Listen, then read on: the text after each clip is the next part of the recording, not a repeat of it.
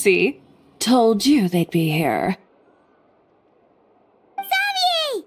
Oh, and Shiori and Farina too! Ah, Hydro Archon above!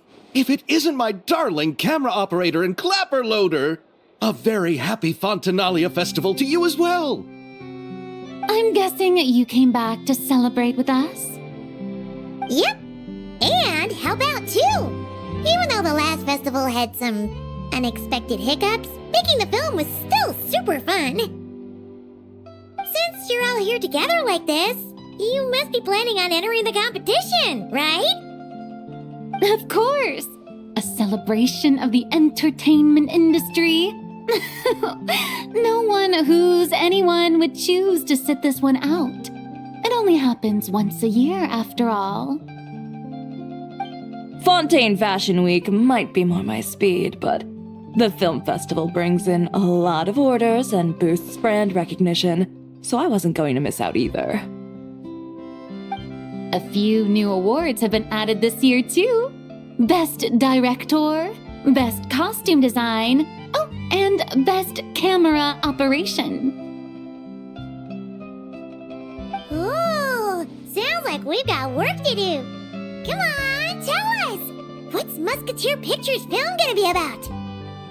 Oh, about that. What's wrong, Xavier? What's with that look? Oh, man. You weren't scammed by some shady investor again, were you? No, even I'm not naive enough to fall for something like that again. Besides, thanks to the fine people here, Musketeer Pictures has more than enough funds to shoot without investors. And yet problems persist. Huh? What do you mean? Well, we were planning to replicate our past success and shoot a film based on a popular novel. But as we were holding auditions for the female lead earlier today, a striking young mademoiselle wandered in by accident. Her disposition was simply ethereal, the look in her eyes somewhat melancholic. Oh, I wish you could have been there. The awe I felt can scarcely be put to words. You had to be there, friend. No matter where she stood, it was as if her surroundings, even the air itself, turned into the perfect shot. Guess you found your lead actress, then? No, quite the opposite. My script is entirely unworthy of her. I fear it is. Nevertheless, I couldn't help but approach the mademoiselle to ask about her background and what brought her to Fontaine. What did she say? Sadly, she said her best friend was gone. After returning to her own homeland not too long ago, she decided to visit where her friend was from to remember them better. Oh, no wonder she looked sad. Yes, but that's when it struck me. Why not cast her as the lead in a film centered around her search for this old friend? Huh? You're gonna rewrite the whole script? But is there even enough time? Isn't the prep work super complicated? We might not finish. Think about the difficulties we faced with the two Musketeers. We had to start from scratch back then, too. I'd say we're ahead of the game this time. Guess so, but... Don't worry, Paimon. Shiori and I have evaluated the proposal, and we support Xavier's decision. I won't really need to start on the costumes until the cast is finalized, so it's not too much extra work for me. Oh, fair mademoiselles. How can I ever thank you? Finishing the script would be a start. You know, compared to a commercial popcorn flick, I do prefer the idea of shooting a more artistic film. One that leaves a profound and lingering impact in the hearts of the audience. I agree. True trendsetters are the people who dare to go against the grain. Well, leave it to Director Farina to have a vision. Honestly, though, the artistic passion of everyone at Musketeer Pictures is inspiring. Anyway, now that we've heard so much about this lead actress, Paimon's gotta know who it is!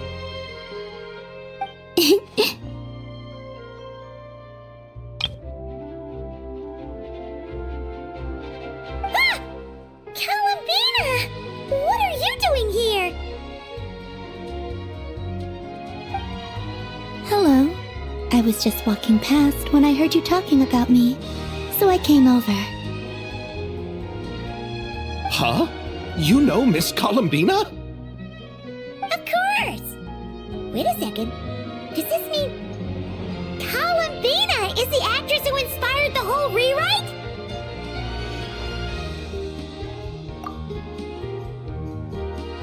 Yeah.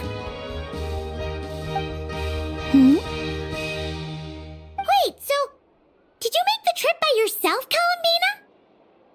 Yes. I mentioned how I wanted to visit other nations once things settled down in Nodcry, remember? So I went to the curatorium to ask Never for advice. She told me about the film festival in Fontaine and said it might be fun to visit. I spoke to Lauma before I left too, and she thought it was a great idea to get out for a bit.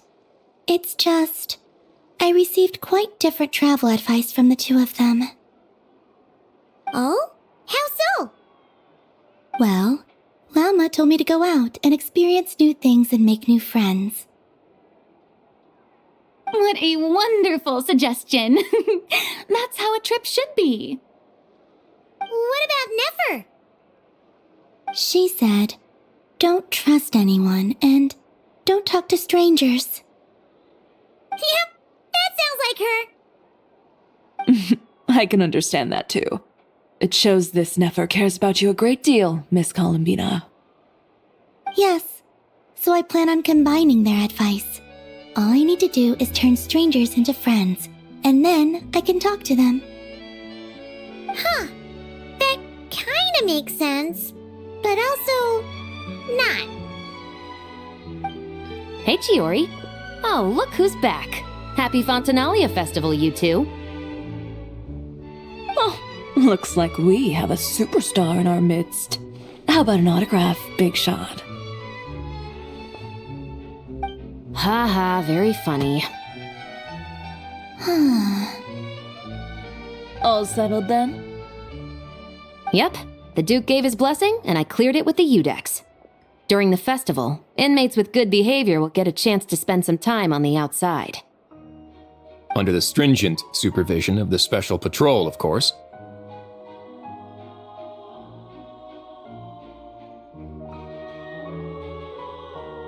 Risley! It's been a while! Happy Fontinalia Festival! Does that mean Veronique and her brother will be at the festival? During a specific window of time, sure. Doesn't hurt to give the inmates something to look forward to. A little sun'll do them some good, I think. This is a friend from your travels, I'm guessing. Thought I heard something along those lines. Great! We should make some introductions, huh? Chevros, Risley, this is Columbina, a friend we met in Nograi. Welcome to Fontaine, Miss Columbina. I bet the weather's been quite an adjustment. Yeah.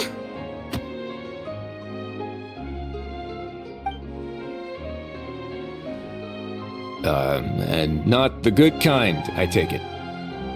No, I quite like it. It's a lot warmer than Nodcry. Then what was the punch for? Oh, should I not have done that? The flowers that bloom here are so vibrant, and the people are so kind. I just wanted to become friends as fast as possible. Ah, so that was meant as a gesture of friendship. Is that right, Miss Columbina? Isn't that what friends do? Right. Might have been a bit premature in this instance, though. Your friend here is quite the character.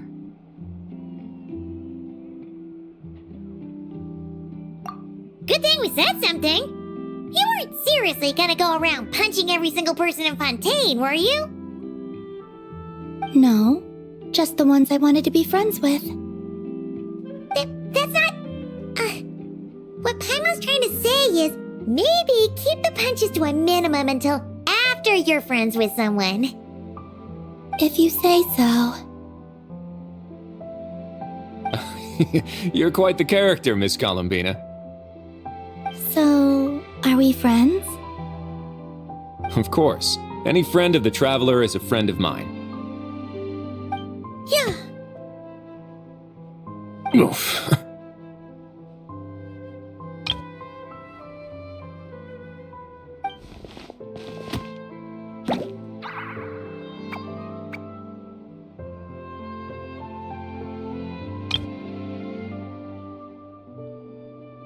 When it comes to friends, you sure know how to pick 'em.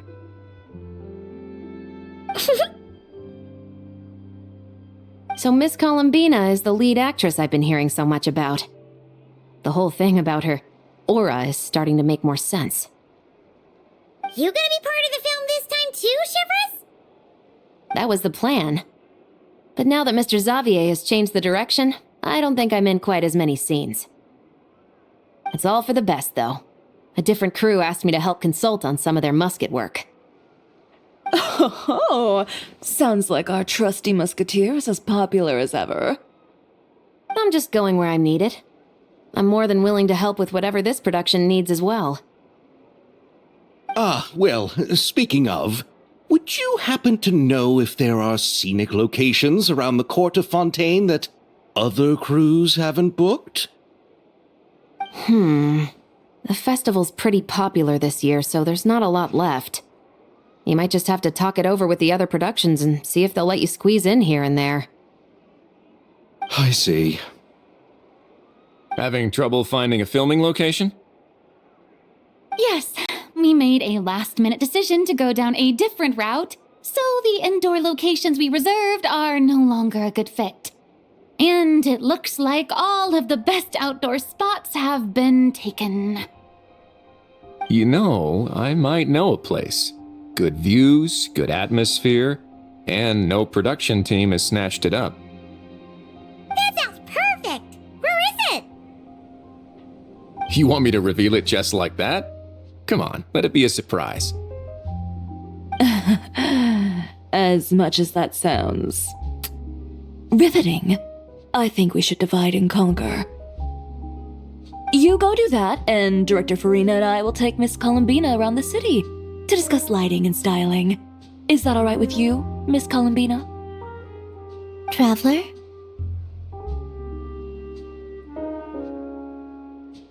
Yeah, everyone here is our friend.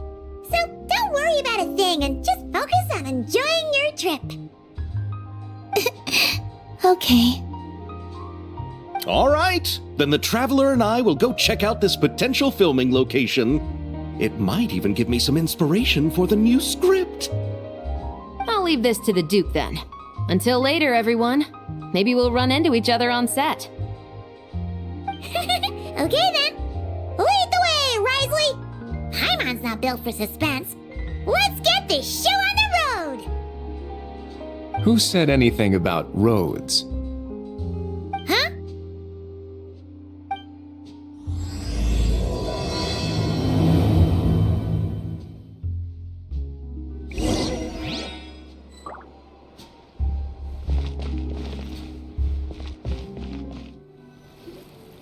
No way! You brought the wing of light up to the surface? It'd make quite the grand backdrop for a film, don't you think? Paimon's more focused on the fact that this thing is supposed to be underwater, inside the fortress of Meripede. True. And keeping up with the maintenance on a vessel this big is a lot of work. It takes a crazy amount of manpower just to keep it up and running. Oh, Paimon kind of thought it just sat there until you needed it. I wish it were that simple. The truth is the maintenance costs on this thing are substantial, so we decided to rent it out during the festival to earn some extra murah. Besides, the inmates are the ones who keep it in good shape. Seeing the fruits of their labor put to use is a good form of social rehabilitation for them. Huh, you've really thought this through. What you think, Xavier? Is this a good place to shoot? Ah, I've got it! Good messieurs and mademoiselles, I've got it! Gonna take that as a yes. The beginning is the hardest part, and the opening of this film has been eluding me, but now I know just how it should start. Glad to hear it. Thanks for bringing us here, Risley. Don't thank me just yet. This isn't quite a done deal. Huh? Not a done deal as in someone already rented it out? You said no other production teams had snatched it up! This person isn't affiliated with a production team. The rental fee was high enough to scare off plenty of other film crews, but she didn't blink. Made quite the generous offer, and didn't even attempt to haggle. Do you know what she plans to use it for? I'd like to at least have a rough idea before going in to negotiate. I didn't ask for the details, but I did see what looked like a fishing permit and a business license on her desk. My guess is she's planning on using it for some kind of restaurant or aquarium. A floating restaurant is sure to attract people, but an aquarium sounds cool too. The views from the ship make it a great spot for a date. The winglet might not be under my command right now, but it's always nice to see her admired. A film is sure to drum up some good publicity as well. I do hope we can work something out with the current captain. Well, guess we should head over and talk things out then. Best of luck.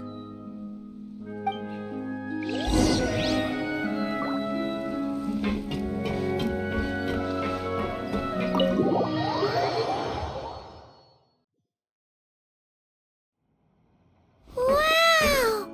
The winglet seems even bigger up close. The rooms are so spacious. Wonder who rented it out. Hello? Anyone there? Perhaps the captain had business to attend to elsewhere. But why rent such a massive boat just to have it sit here without even leaving so much as a note? Let's try again. Anyone there? Hello? Seriously? Right now? What is it gonna take to get some decent sleep around here? Is a nap too much to ask for? Sorry, the aquarium's closed for the... Huh?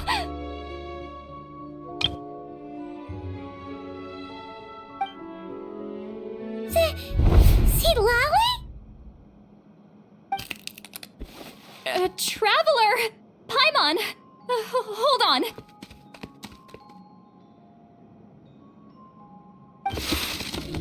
Oh, this is just great! How am I gonna go out dressed like this? What happened to my regular clothes?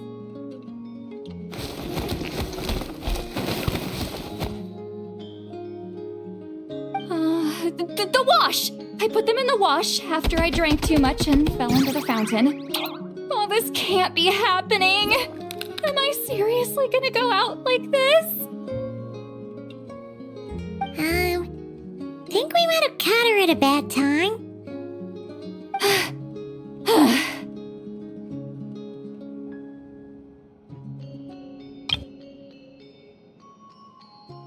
See Lolly? I don't want to hear it. Hear what? A single word about what I'm wearing. No comments, none. Is that clear?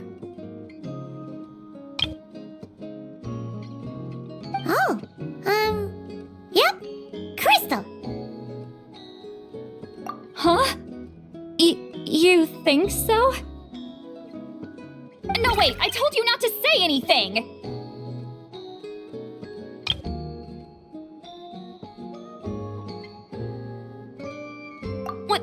What was...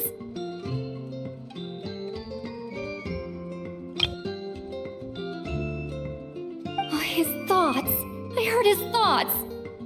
How could I forget about that?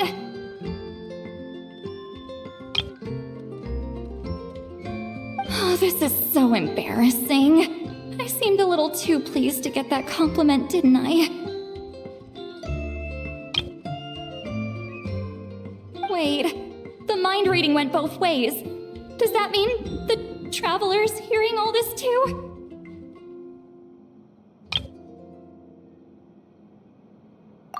You clearly did!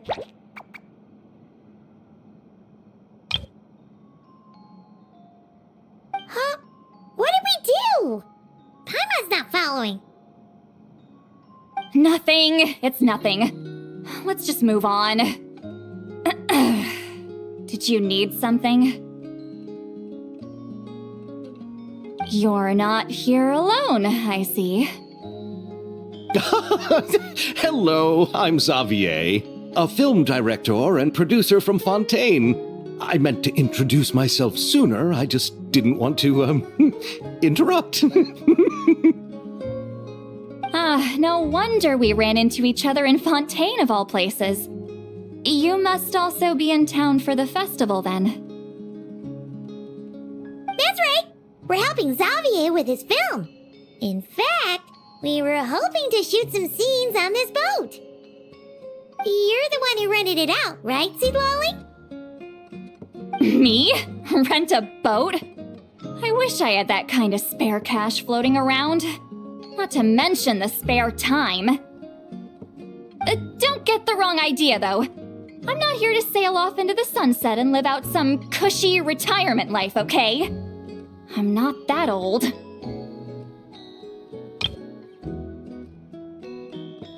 Then why you dress like... how did you end up staying aboard the Winglet? Well, I heard one of my favorite light novels was getting turned into a film, so I came to Fontaine to catch the premiere. Originally, I booked a room near the Opera Epicles, but I'm quite particular about where I sleep these days. I think it's an age thing. And that bed? Oh, I just couldn't sleep in it. I tried to find a different hotel, but with the festival, everything was completely booked. Just as I was worried I'd have to sleep under a bridge or something, I happened to spot a help wanted sign on the side of the road. Oh, so you're here to take care of the boat? No, I was hired to man the front desk. The pay is a bit low, but food and drinks are covered. And it includes room and board during the festival. Plus, the job is simple. So I thought I'd give it a shot. Wow, they actually thought you'd be a good fit, huh? What? You don't think I'm cut out for it? All I have to do is tell people the aquarium isn't open yet.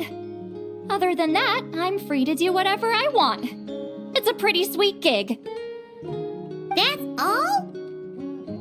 Yeah, I was also kinda shocked. But it's not a lie. Head downstairs and see for yourselves. There's nothing but empty tanks. Not a marine animal in sight. Did your boss mention anything about being open to film crews using this space? Our production was hoping to film on the deck for a few scenes. No. That never came up. You could just ask her.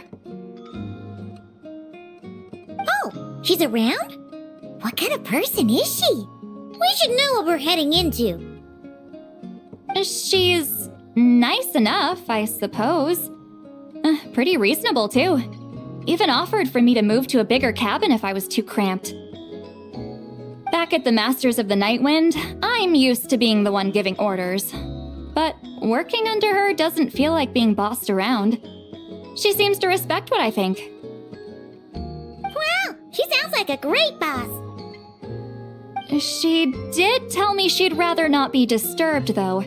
She's been working on an important project, so I'd keep it brief. Got it. Thanks for the heads up. All right, the captain's quarters are this way. I can take... Wait, but I'm wearing... Ugh, whatever. I doubt she'll care. Just follow me.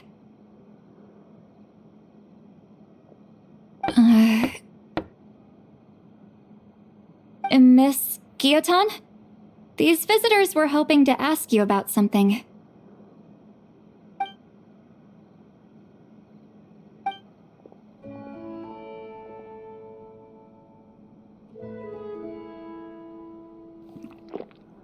I thought I said to limit the interruptions. Just tell them the aquarium is still...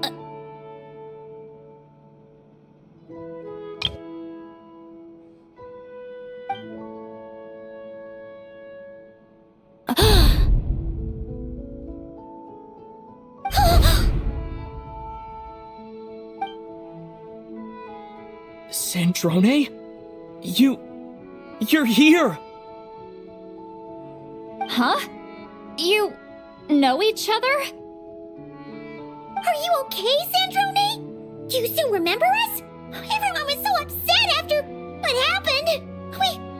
We all missed you so much!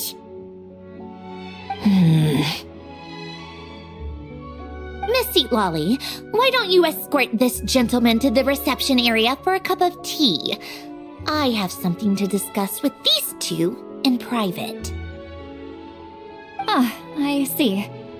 Right this way, Mr. Xavier.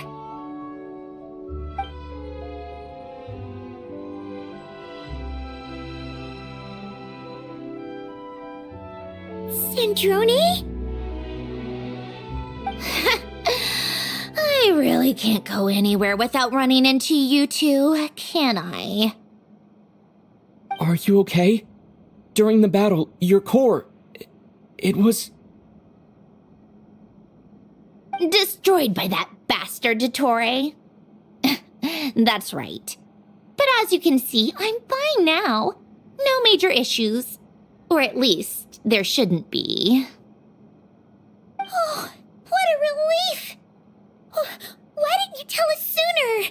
Or come back to see your friends? Now that I have the chance, I just want to say... Thank you for saving me.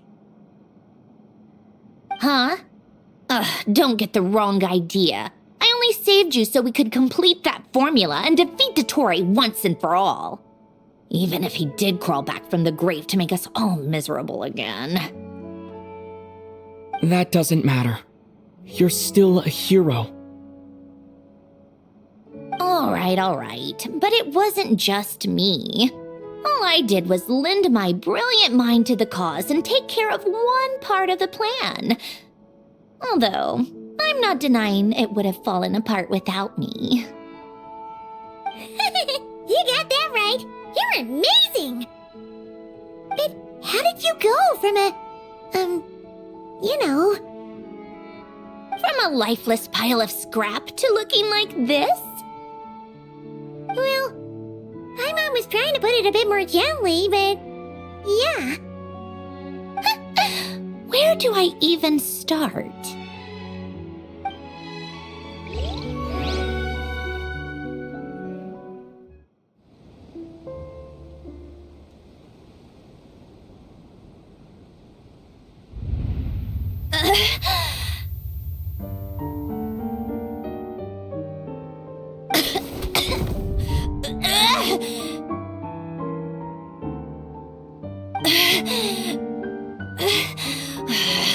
Curse it all!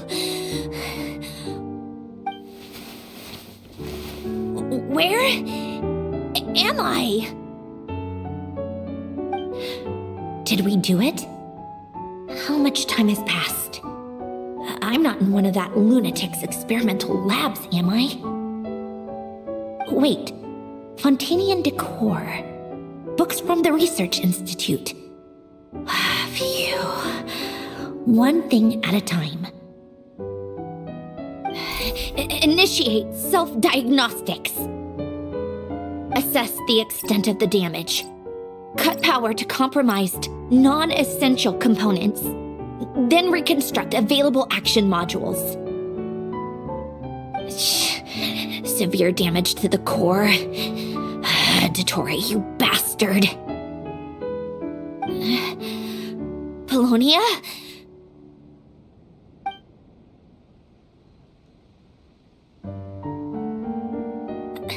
Polonia, wake up! Activate!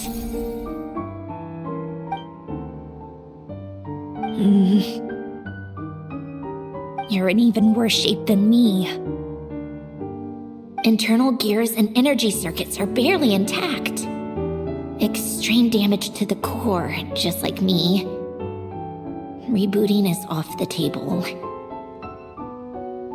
Even if I could repair the damage, I don't know if... You used up all your critical energy in those final moments, didn't you?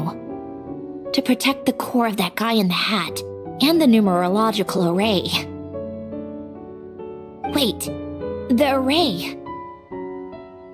Yes, the prototype is still here. But can I even run it in this state? Whatever. I have to try. I just need to confirm one thing. Activate the numerological array. Connect the computing core to my body. Just like I thought. It needs too much computing power.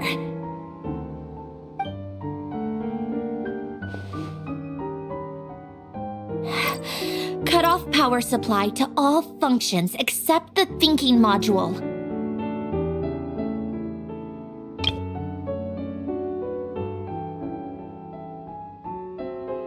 Please, I just need to ask one question.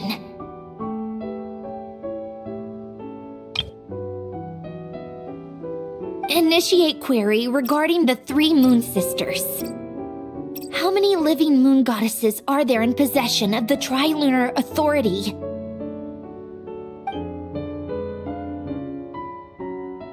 One. It worked. You did it, Columbina. You made it back. But how did I survive? The self-diagnostics showed damage severe enough to shut me down for good. What triggered the reboot? A built-in message? Only visible after a core reboot.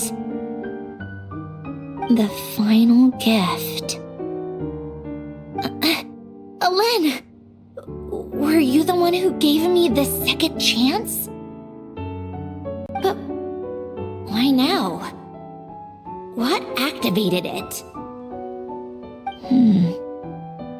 What is that? A vision? Wait, no. It's a stellar linchpin?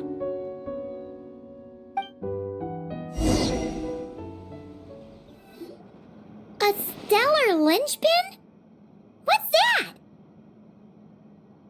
You can think of it as a rare kind of vision.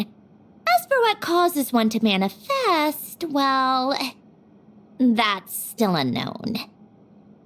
But in Snezhnaya, or in Afatui's research at least, it's believed to have some connection to the third descender. The third descender? We knew his remains were used to create the Gnosis, but this is the first we're hearing about a stellar linchpin. You knew about the remains? Right, of course. Look who I'm talking to. Yes. The heavenly principles used the remains of the third descender to create the 7 Gnosis as a means to consolidate the Archon system. Visions result from that same system, so extrapolating from there, it's clear that the manifestation of a vision is also, to some extent, related to the third descender. Still following? For those that wield them, visions serve as a means to channel elemental power.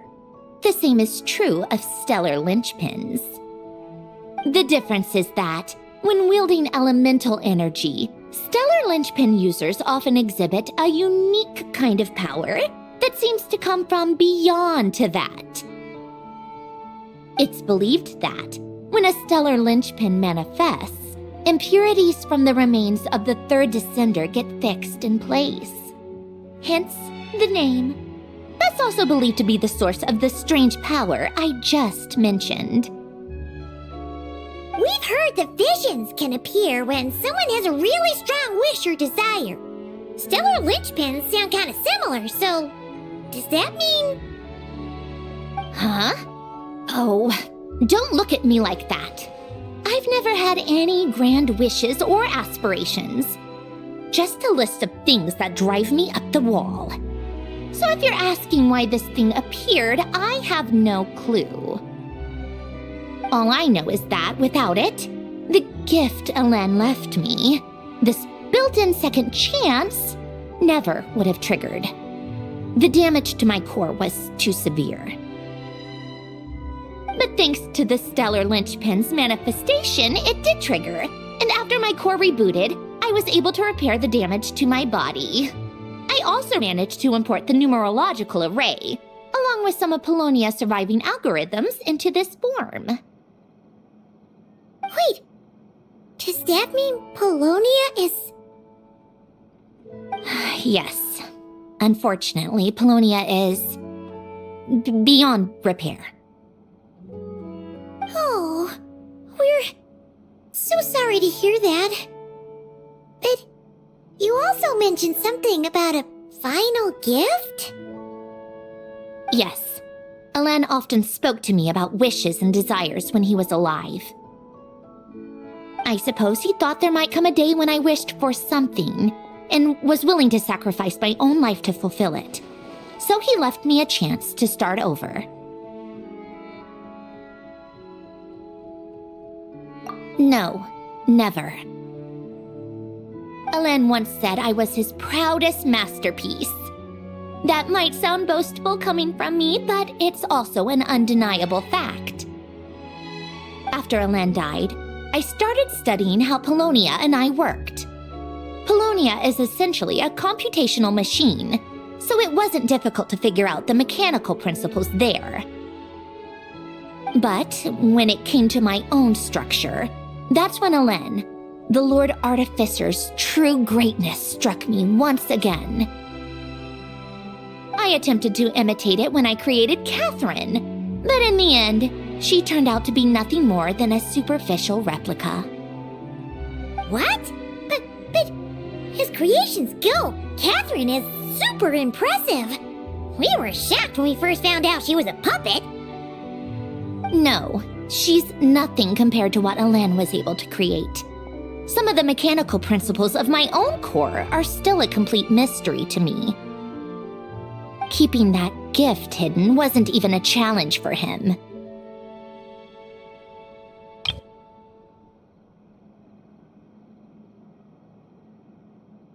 Just a shame I had to waste it on fighting Dottore. I just couldn't stand the thought of him coming out on top. If you put it that way, the world owes me a whole lot then, doesn't it?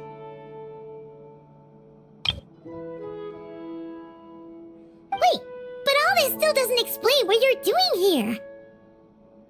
Risley said you rented the ship and even had some kind of fishing permit? That's because I'm trying to go back to the place Elen and I lived when he was alive. My former home, I suppose you could say. The second chance wasn't the only part of the gift. According to the message, Elen left me a few other things that are stored in the house we shared together. I'm hoping that whatever he left me can help fix certain anomalies in my rebooted core, and help me understand why I received a stellar linchpin in the first place. Okay, so go back then. What does that have to do with fishing?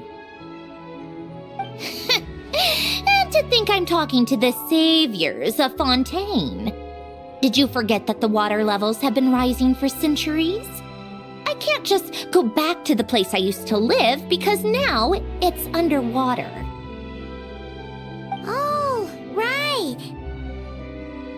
With the rising water levels and changes in terrain, It's not just a matter of finding where it is, but also clearing away any sediment or debris.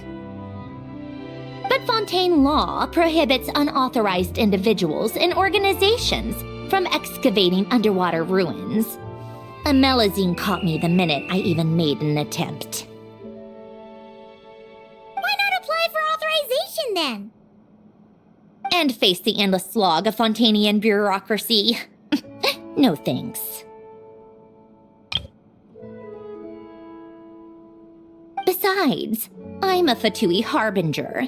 The diplomatic implications alone would be enough to give the gestionnaires at the Palais Mermonia a headache.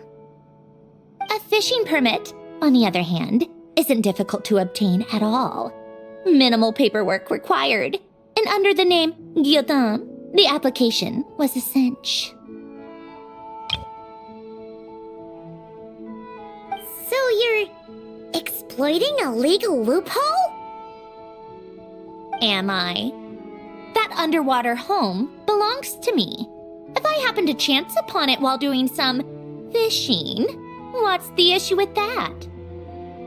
Of course, I do have to catch some fish to put in the aquarium, just in case the gestionnaires come to check up on things. That's also the reason I hired someone to man the front desk. Huh? But isn't that kind of a waste? He went to all the trouble of getting a business license and rented out this giant ship, just for show? If you want to run an aquarium that bad, be my guest. Use the facilities however you want. I'm certainly not going to stop you. All I want is to go back home and see what other gifts Alain wanted me to inherit.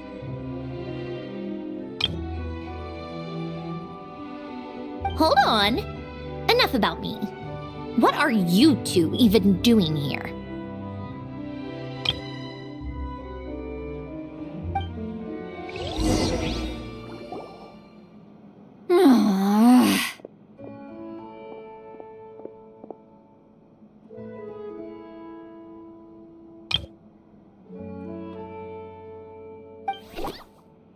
Seriously?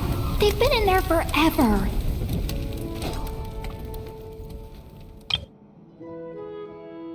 The reaction when they saw each other was strange, to say the least. They're lucky I was nice enough to leave the room and give them some space. Back in the Masters of the Nightwind, I'm the one who gets to kick people out. I just want to know what they're talking about. Should I cast a little eavesdropping spell?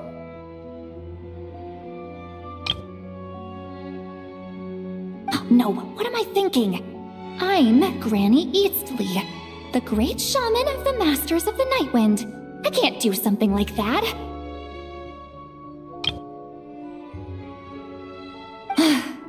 This is just ridiculous.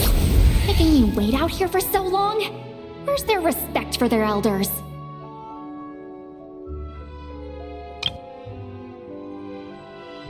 Oh, here they are. Were you back there arguing or something? What took you so long? The two of you are already acquainted with Miss Guillotin, then? Yep. But don't worry, we got everything sorted. Sandrone agreed to let us shoot on the ship, but it has to be when she's not here. When she's not here? That's right.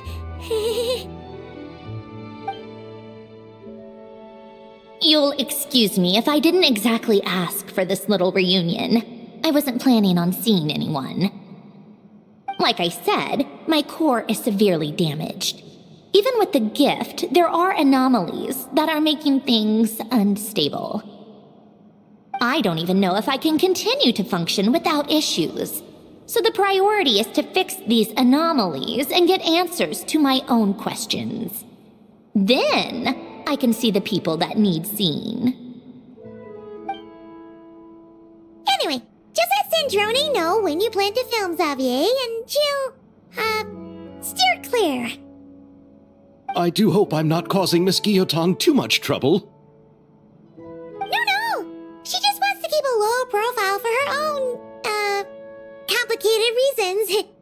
She doesn't want anyone else to know she's here. Understood. I'll be sure to keep that in mind. Oh, and see Lolly? Huh?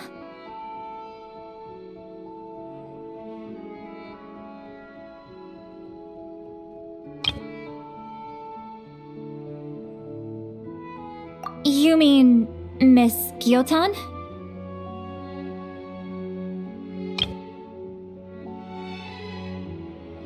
What does she want? Oh, please don't let it be about the pajamas.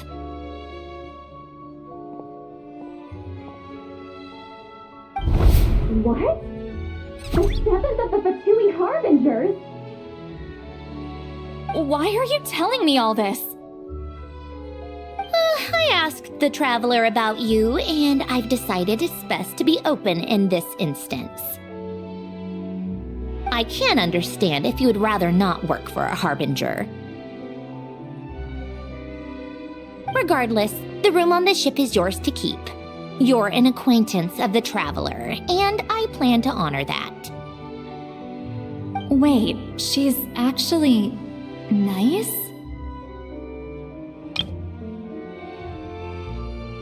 It's not a problem. The captain also worked for the VIII, and he helped Natlan a great deal. We know that there are good people among your ranks. Besides, I've been around long enough to know what it means to earn one's keep. This isn't Natlan, and I don't expect special treatment. Besides, sitting at a desk isn't exactly back-breaking work. I appreciate that perspective, great shaman. Seat Lolly. Just call me Seat Lolly. That title makes me sound so... old. Well, Seat Lolly, the traveler and I are looking for something, so we'll be heading underwater together soon. I'll leave the ship in your care while we're gone.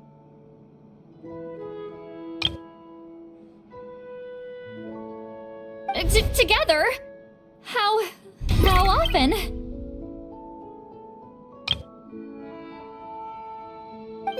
Not too often. We're heading out in a bit, but I'll be available if you need something. You couldn't, go alone?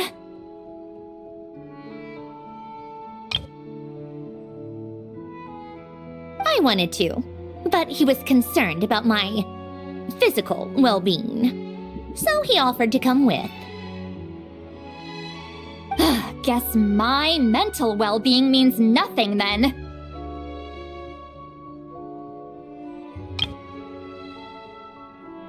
Huh?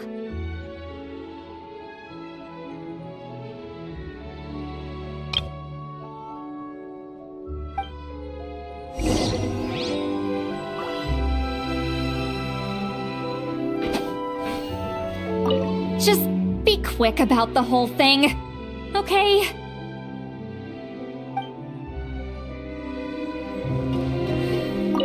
Miss Gyotan is so generous. We talked it over, and she agreed to let our crew come over and do some test shots while you two are out.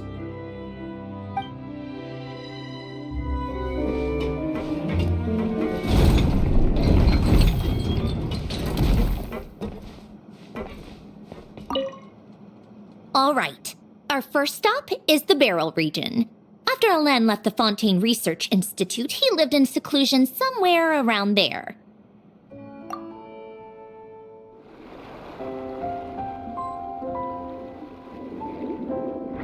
Huh. This place has changed a lot. Guess I really have been gone for a long time. Let's look around and see what we can learn. Oh, and don't forget to catch a few to take back. We need to keep up appearances, remember?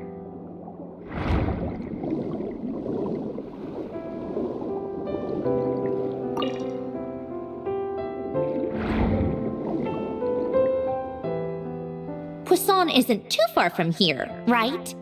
It's all a bit nostalgic, I guess. Back when I lived here, all this was still above water. All right, I have a general understanding of the terrain changes and sediment accumulation. We can stop here for now.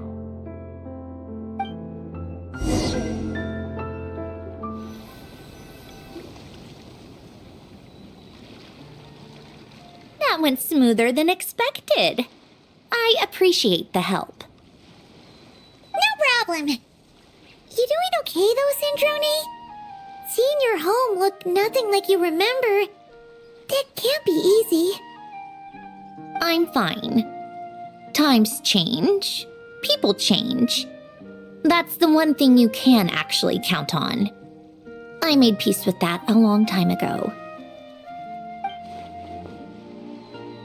You should head back and put them in the aquarium tanks. We finished ahead of schedule, so your crew is probably still on the ship. I'll follow in a bit. Right. Xavier said he was gonna test out a couple of shots. I'm sure. I want to take another look around on my own.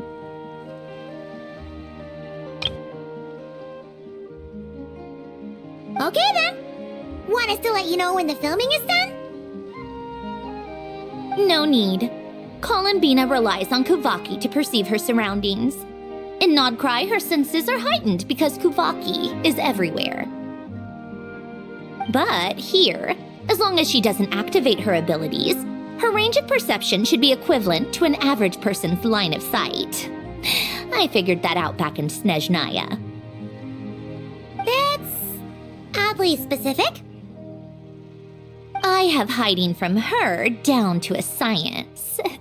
So, what? Things might be a bit different now that she's merged with the Moon Sisters, but I doubt there's been a drastic change.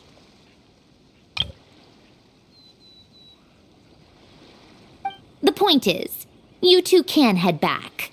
Don't worry about me. Okay, if you say so. Come find us on the ship if you need anything.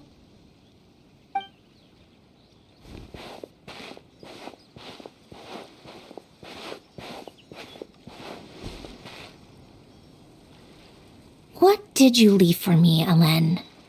Did you know I would come back? Or did you make it so I would have to?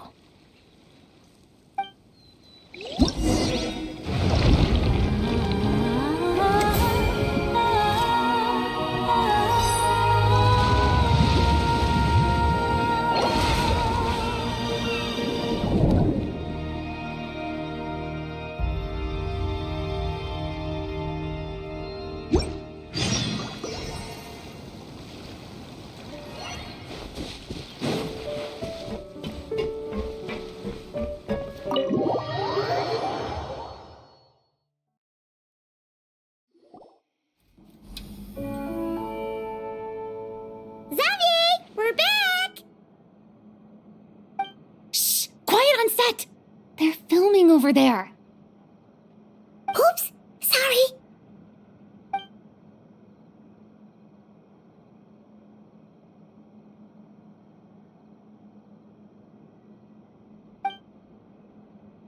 What's your take, Detective? Bullet wound to the chest. Gunpowder residue on the clothes. The victim must have been shot at close range. You think it was someone they knew? Yes. It's possible the suspect arranged for them to meet at this very spot. A reasonable deduction. But you're overlooking a crucial clue. What? The victim's pocket watch is missing.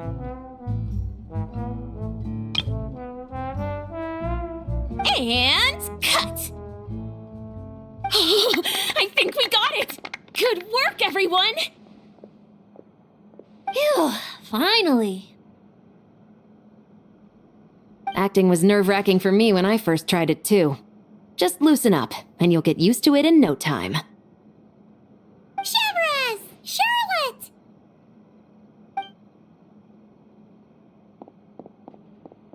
Oh, hello there, you two! You're filming here too? Oh, so Charlotte's crew must have been the one that asked you to help out, huh, Chevres? Yep. They heard about a potential filming location and wanted to come check it out. But when we got here, your crew had already beaten us to it. Luckily, Xavier and our director, Lapine Pauline, go way back. In the end, we agreed to just share each other's filming locations. Considering all the last-minute changes, that's just what Musketeer Pictures needed. For sure! Based off the scene just now, you must be the star of the film, Charlotte! You bet! This detective costume really suits me, don't you think? Oh, for sure. You're already right at home lurking in the shadows taking pictures of this and that. Add a notepad and you're practically method. Thanks, Miss Chiori. I appreciate the compliment.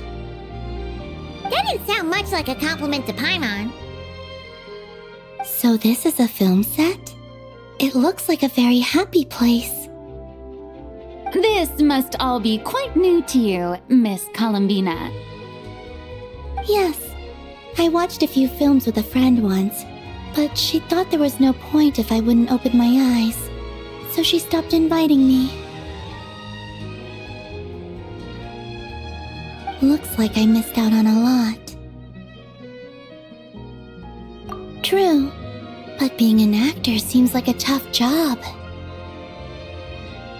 Huh? Most people would swap lives with an actor in a heartbeat. The lifestyle is so glamorous, and the pay is more than generous. But they have to act out lives that aren't their own, with the whole world watching on in judgment. If they don't do it justice, it must feel like they're letting people down. That's exactly how it feels. This young lady has quite the unique perspective. Well, that's true. But these actors are here because they want to be and they think it's fun. Most of them, at least. Not to mention, the film we're shooting is based entirely on you, Miss Columbina. You just need to be true to yourself. I don't have to pretend to be someone I'm not? Not at all. Authenticity is what we're after. For example, this first scene opens with you on the boat, sailing to your friend's homeland.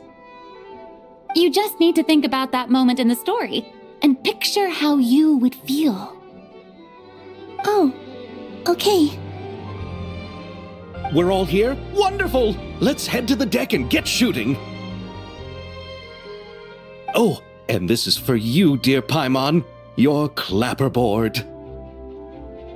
Whoa! Is this the same one Paimon used for the Two Musketeers? The very same. I saved it just for you. Thanks, Xavier! Feels like being reunited with an old friend. Of course! That said, I have a different job in mind for you this time, traveler. Our film is focusing on a single protagonist, so conveying the subtle changes in her state of mind is of the utmost importance. In addition to the actor's own performance, another way we can convey that is through lighting. Huh? But there's already a lighting specialist, isn't there? Yes, but it's clear the Traveler and Miss Columbina share a deep bond. You might have a better chance of understanding her frame of mind in certain scenes. Oh, that makes sense. So, what do you say? Willing to take on the role of lighting specialist? Then we'll combine them! You can be the chief lighting and camera specialist! Ha ha! It's settled! I leave the job of translating our leading lady's inner thoughts in your capable hands.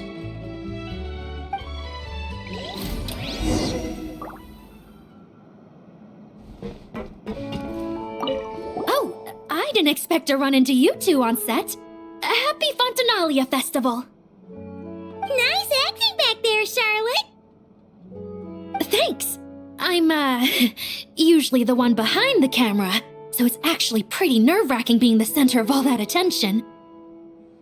But I've known Miss Lapine Pauline for quite some time, so we work really well together. Miss Lapine Pauline prefers to assign roles based on our own personalities, She'll even adjust the script to make it a better fit. The scene from earlier was just me and Chevres, but Navi and Emily are also going to be taking part. Ooh, that's quite the lineup. Your film's leading lady also seems like quite the score. Just on first impressions alone, it's clear she's someone special.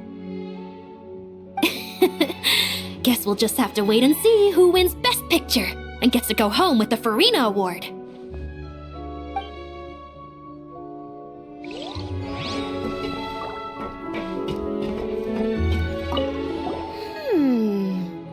Seeing all the sets in place, things are looking even better than I expected. The actors are doing great too. Editing it all together is gonna be a piece of cake. Bet I can finish it in one night. Hi, Lapine Pauline. Hey, you're back! The timing couldn't be more perfect. If there's one thing you absolutely can't miss, it's the Fontinalia Film Festival. And you're a director this time. That's so cool. It's all thanks to my apprentice, Nanette. She's the one who told me to read Great Detective Herlock in the first place. And then it struck me. This would make a great film. What about your savings, though? You didn't... Yep, I went all in. Paimon was worried you'd say that. Oh, relax. It's different this time. I met director Xavier back during my camera outsourcing days, so I got to know the industry a bit. I know exactly what our film needs and what the fans want to see. So be sure to check it out. I'm confident we've got a winner on our hands. Sounds like it. But we've got some filming chops ourselves. It's definitely still anyone's game. Then may the best film win.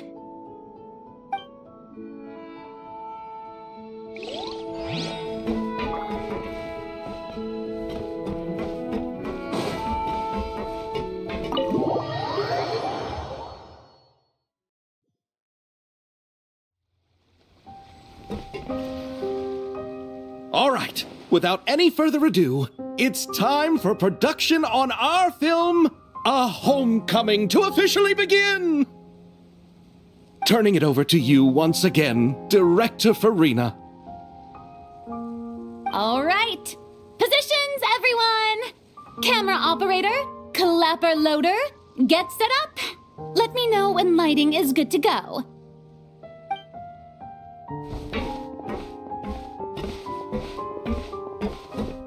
All you need to worry about, Miss Columbina, is hitting your mark. Other than that, just focus on immersing yourself in the emotions of the moment. Okay. Good. Lighting, are we ready?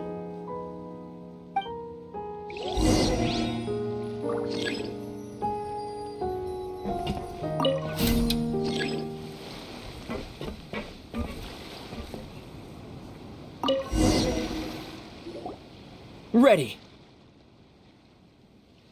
All right, quiet on set.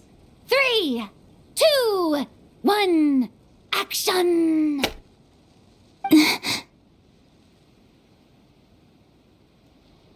This is her homeland. Columbina.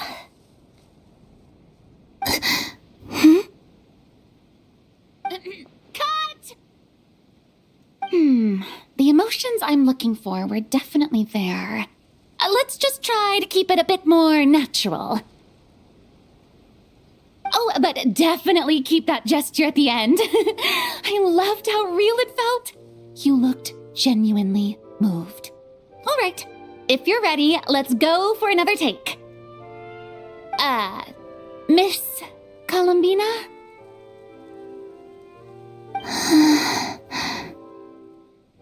That presence, it kind of felt like Sandrone?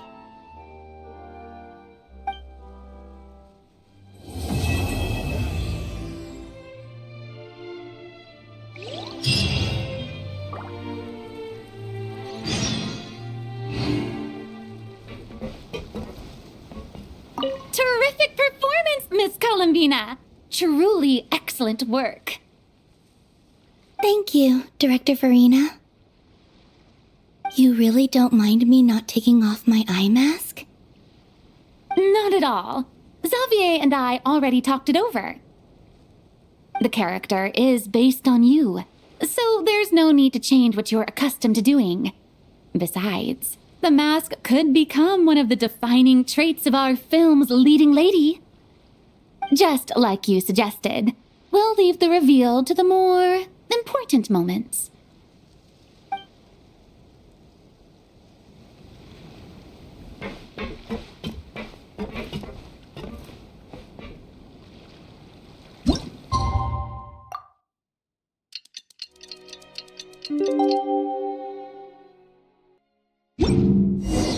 Sindrone said that if everything goes smoothly, we should be able to pinpoint the exact location of her home today. Let's head to the Winglet and meet up with her.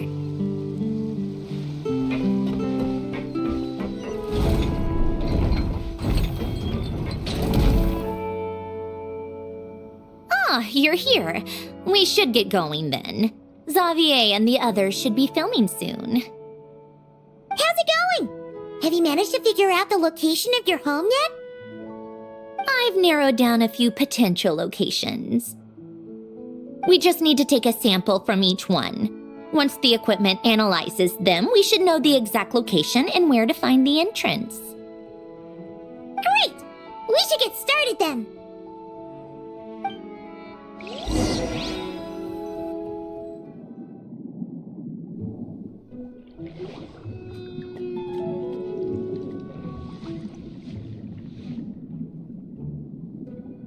All right, let's get a move on. That should do it. Let's head back. The filming should be just about done. We made good time. We might even know the location by the end of the day. You sound pretty happy about that. Do I? I suppose I've just had enough of these anomalies I've been dealing with. The sooner I can fix them, the better. Anyway, enough chit-chat. We have work to do. Oh, but let's head in through the side door. I don't want to run into the crew on the deck.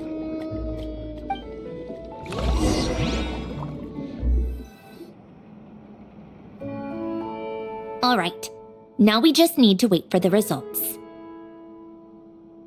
Since we have some time to kill, I suppose I might as well see how this aquarium of yours is coming along. You seemed quite enthusiastic about it, after all. It's really coming together.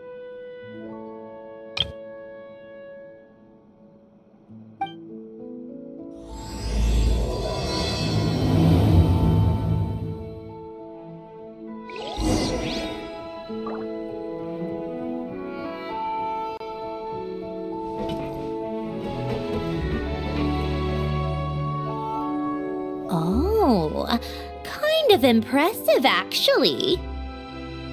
These must be the ones we caught the first time we went underwater. Like it? It's fine, I guess. Nothing special. Come on! It sounded like you really liked it just now. You're that proud of it? Is this a sense of accomplishment or something? Well, yeah. And it's pretty. You know it's gonna be gone soon, though, right?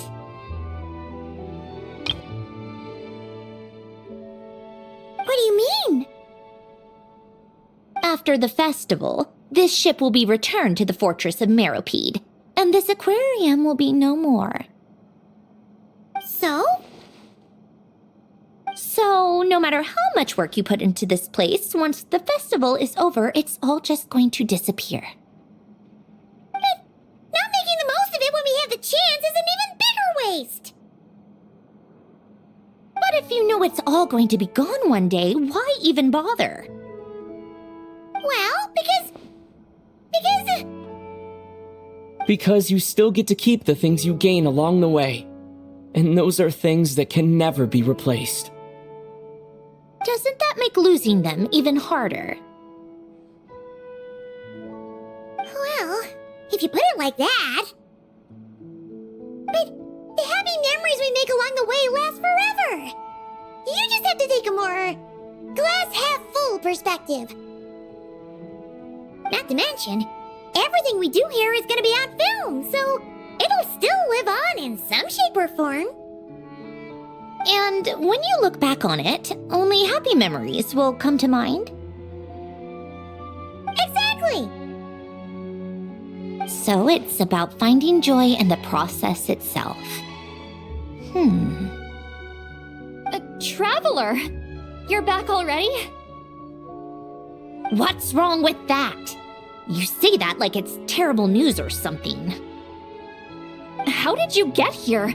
I didn't see you on the deck. Oh, never mind. We need to help Miss Guillotin hide ASAP. The crew is heading over here to shoot any second. What? They should be done by now. There was a mishap earlier that cost them some time. I was waiting on deck so I could warn you the minute you showed up. Anyway, you should head back to the captain's cabin right away. They're gonna be here any minute now. Finally! That's a wrap for the scenes on the deck. Wouldn't have taken half as long if the wind hadn't snapped our equipment in two. Uh-oh! Too late! Change of plans then. You'll just have to hide. Hide? And where exactly am I supposed to do that? Oh, there's a box over there! You can get in that! Huh? You expect me to... Do I need my makeup done for the next scene too?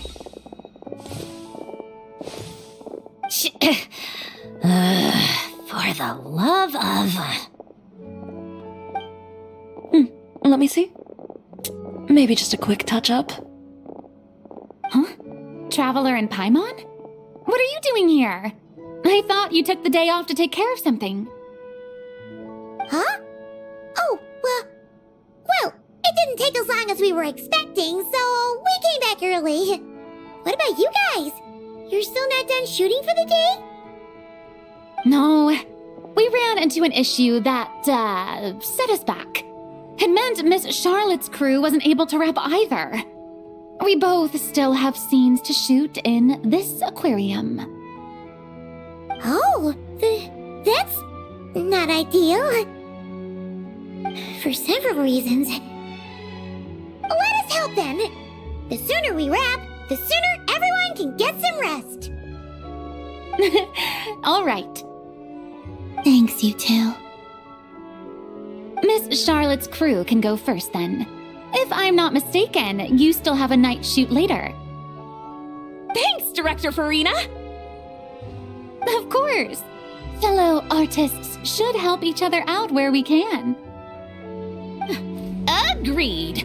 Well then, camera, lights, get set up. Actors, give your lines a quick once-over. Let's try to get this in one take.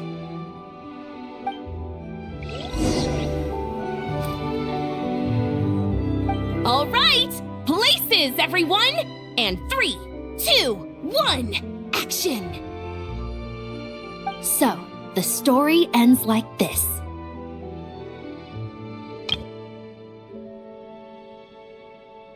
But when Duke Saint Germanus departed, he clearly said that everything was beyond redemption.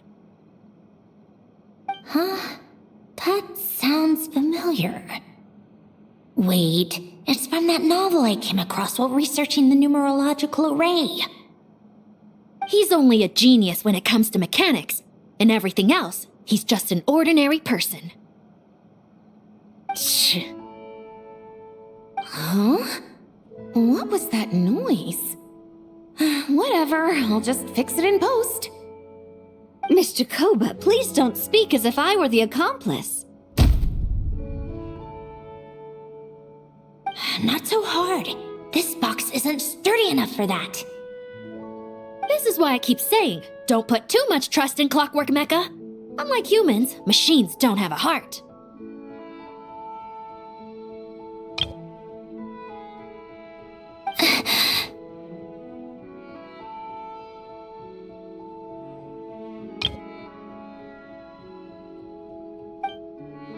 heart?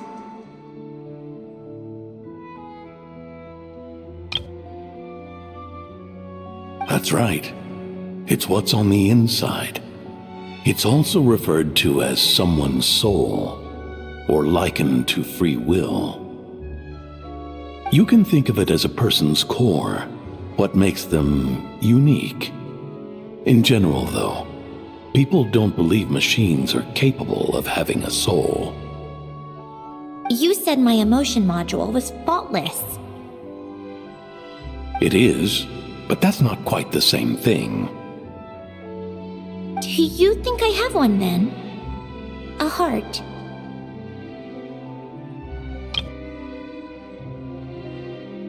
I don't think so. I know so. The question is, do you recognize it within yourself?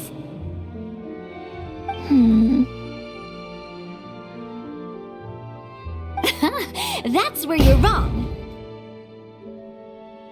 I can't believe this. Forcing me to hide in a box and listen to this drivel. Me.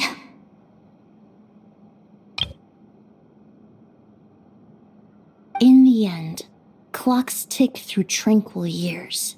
Fish swim in crystalline springs. No matter how grand a dream is, it will fade away like this. Forlorn, wordless, silent. And cut. That was a long one. What did you think?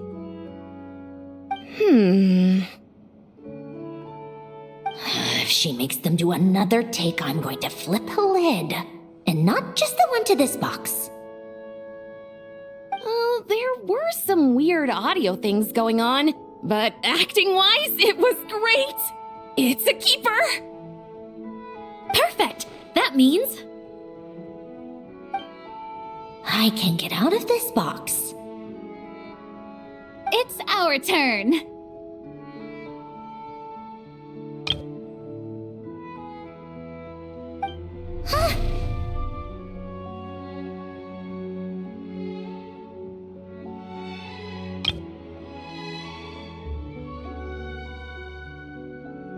Camera operator, set up for the next scene.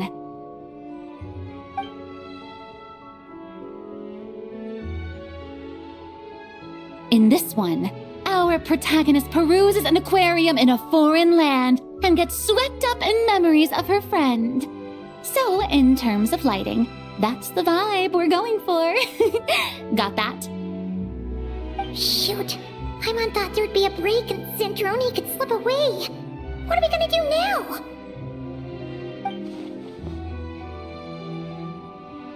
break a leg. Yep, we're headed off to shoot our next scene.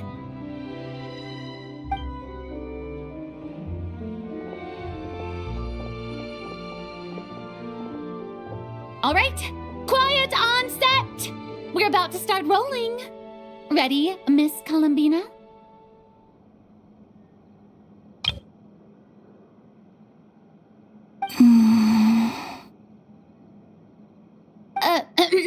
Miss Columbina? I think she would like this.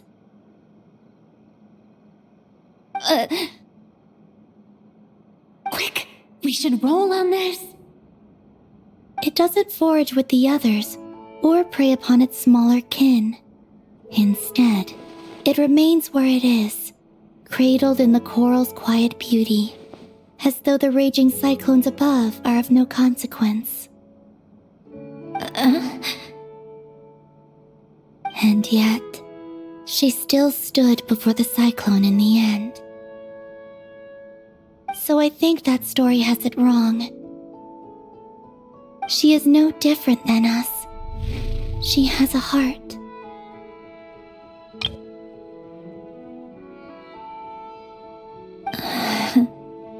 Columbina.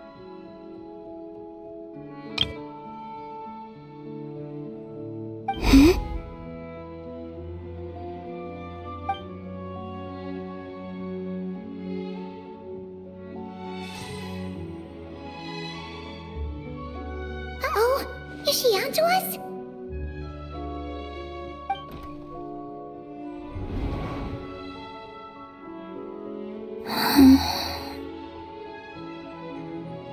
What is she doing? Cut! You okay, Columbina?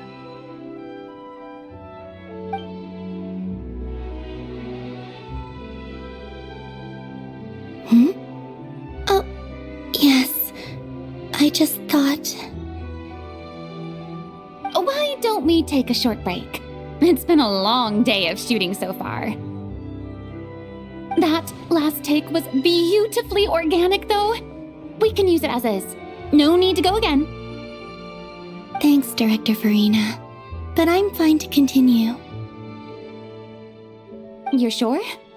In that case, let's shoot some quick B-roll. Then we can move to our next outdoor scene.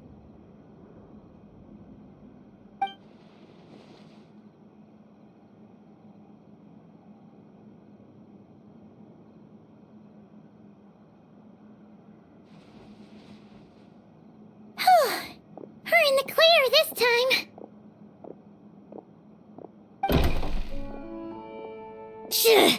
Ugh! Absolutely suffocating. You okay, Sandrone? Right as rain. Come on, let's go check the test results. It's time for me to go home.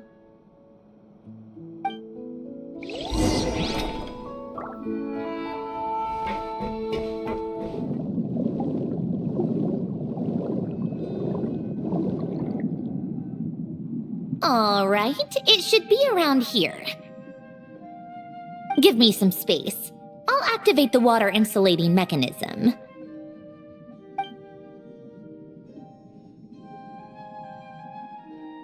The what? Hélène, much like Renee, had long predicted that the water levels in Fontaine would rise. Thanks to his expertise in mechanics, he was able to implement a few simple measures to protect our home from flooding. I told him there was no need, that I would just move when the water rose too high. But it would seem he knew a day like this would come.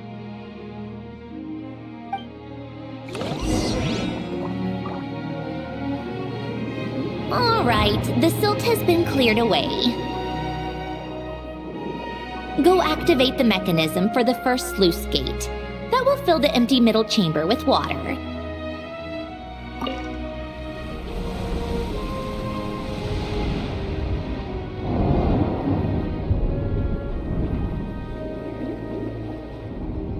All right, now turn on the drainage mechanism in front of the second sluice gate, and this chamber will become empty once again.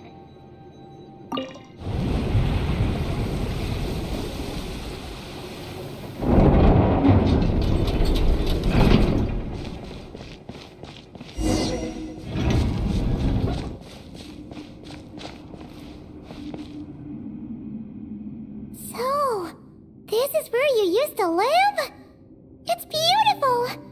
There's even a garden! Back when I lived here, it was my job to tend to the potted plants and flower beds. Still growing strong even after all this time. Who would have thought? If the weather was nice, I would take Alan out in his wheelchair and we would go for a walk. Before long, we started bringing Polonia along too. Come to think of it, I was the only one who could get around easily back then. Polonia always got stuck at some point, and it was up to me to launch a rescue mission. Happy? I suppose they were. Uneventful, but pleasant. Repetitive, but peaceful. It was like living in a world where time didn't exist. Of course, that was all just an illusion. Death still awaits all of us at the end. Oh. All right, enough standing around. Let's head inside.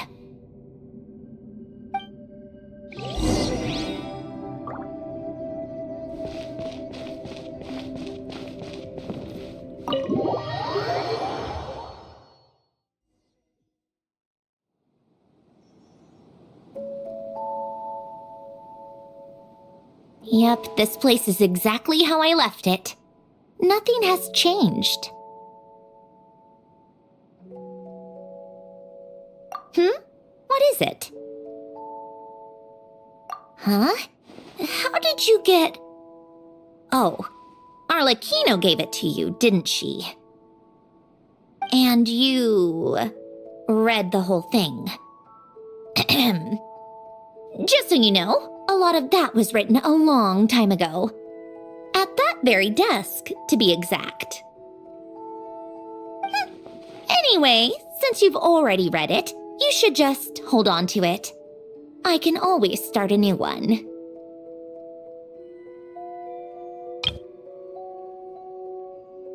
Well, feel free to look around. I'm going to start looking for the gift Alen mentioned. Oh, but be careful with the stuff around here. I'm not saying you can't touch anything. Just try not to choke on the dust.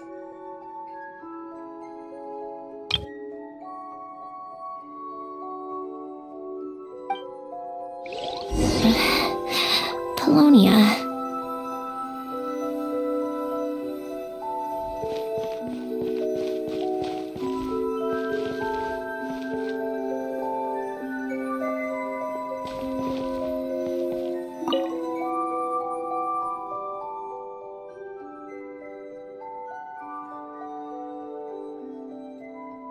This was Alen's workbench. Later on, of course, it became mine. It's where both Polonia and I were brought to life.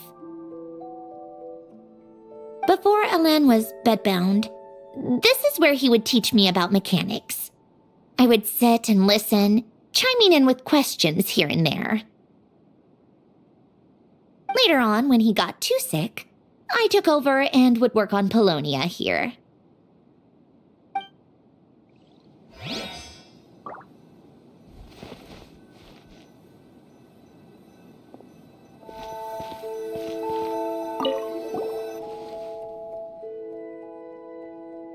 Wait, the people in this picture look kind of familiar.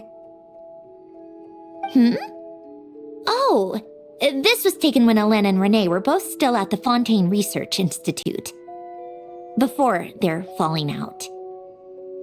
In his later years, Alen would often sit by the fireplace and stare at this picture, wearing an expression somewhere between guilt and longing.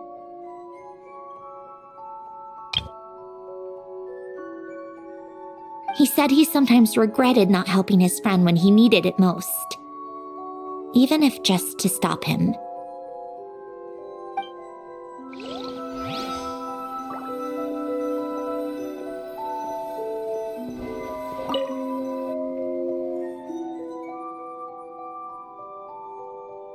Oh, these are some of Alen's drafts from his later years. Just casual doodles, really. And these are just some unimportant letters. I couldn't be bothered to sort through them before I left.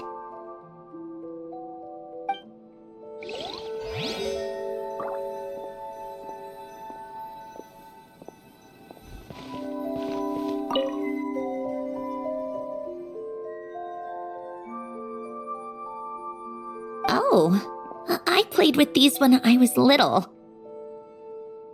During the first few months after I was created, I mean. At first, Alen and I would play together, but it didn't take long for me to become unbeatable. So, Polonia and I played together instead. Yeah, these don't look like Paimon's kind of games. Logic and math puzzles? Those happen to be my specialty. It's been so long. What do you say? Should we play a few rounds? Let's go with this one. The gears on the left are stacked from largest to smallest. The goal is to move them to the other side in the fewest number of moves. Just remember, you can't stack a bigger gear on top of a smaller one.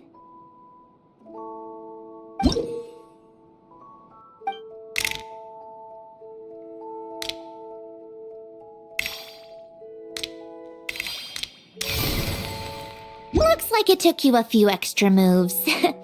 My first attempt was the same. You'll get better with practice. Well, what did you think of the game? Well, these kinds of puzzles aren't for everyone. I suppose my upbringing wasn't exactly conventional in that sense.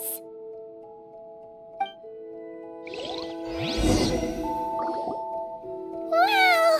This house is filled with so many memories! It's so cozy and charming! You should have seen it in its prime, when people actually lived here. A lit fireplace, a steaming cup of coffee. That's the real deal. You know, we also used to have a mechanical piano that Alen built. Ooh! How chic! Alen never played it much. He probably wasn't able to at that point. But I managed to teach myself. Music theory is essentially math after all. Once you learn the patterns, it's not really that difficult. I loved perusing Alen's collection of classical music. The chords and harmonies felt like individual mathematical puzzles. It was fascinating, so I did some composing as well. But as Alen continued to deteriorate, even the sound of music began to grate on his nerves. So I got rid of the piano. Aww. Back then, I assumed a piano was like an ordinary clothing rack, commonplace in every home and easily replaceable. It was only after I left that I realized how hard a good piano is to find. Enough about that. Alen's gift should be just in here. The only things undisturbed before I left were a few of his personal belongings.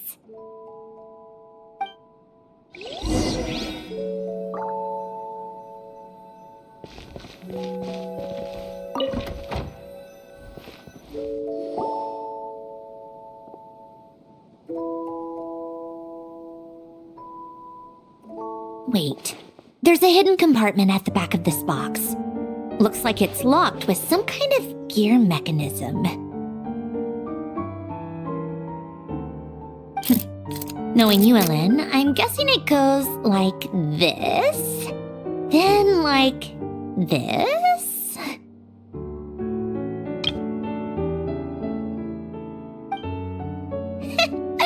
Got it.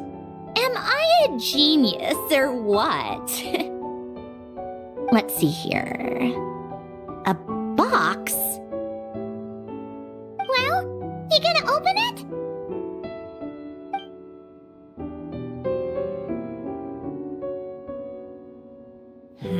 It's heavier than I was expecting. Just how much stuff is in here?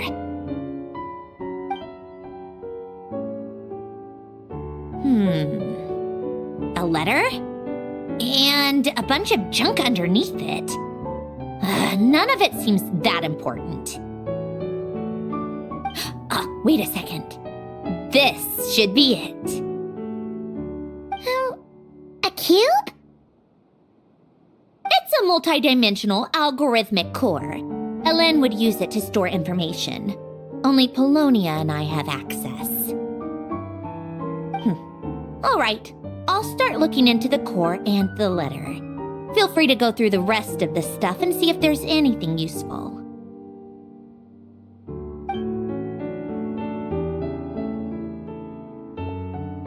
Okay. Hold on. There's another picture in here. This one has writing on the back. A snapshot of you playing among the plants shortly after you were born. You seem to like these flowers a lot. May you grow and flourish just as they do.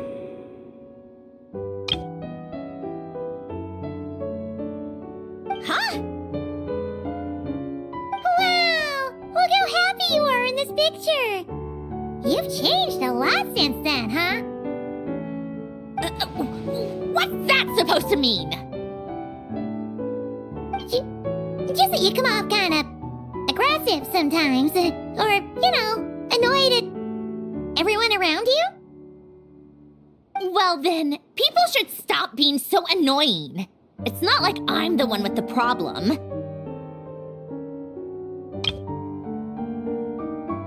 Of course not. Oh, here's something else. Looks like a piece of paper torn out from somewhere. Today, I solved another math puzzle and made a breakthrough on a construction problem the Institute has been stuck on for years. Am I a genius or what? No, wait, that's From now on, I should have people address me as Her Highness the Clockwork Princess, Unraveler of all reason.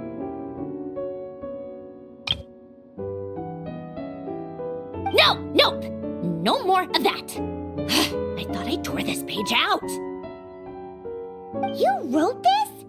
Then how did it get... Wait, there's more writing at the bottom.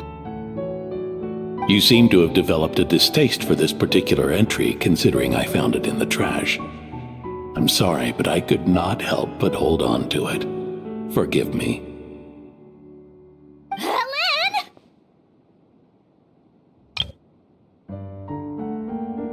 Don't be embarrassed. Everyone goes through a phase like that. Nonsense. I wasn't even the one who wrote that. It must have been Polonia. That's enough. I told you it was Polonia.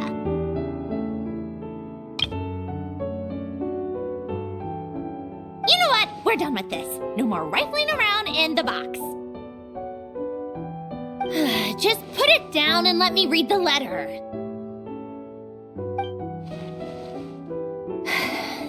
To my little clockwork princess.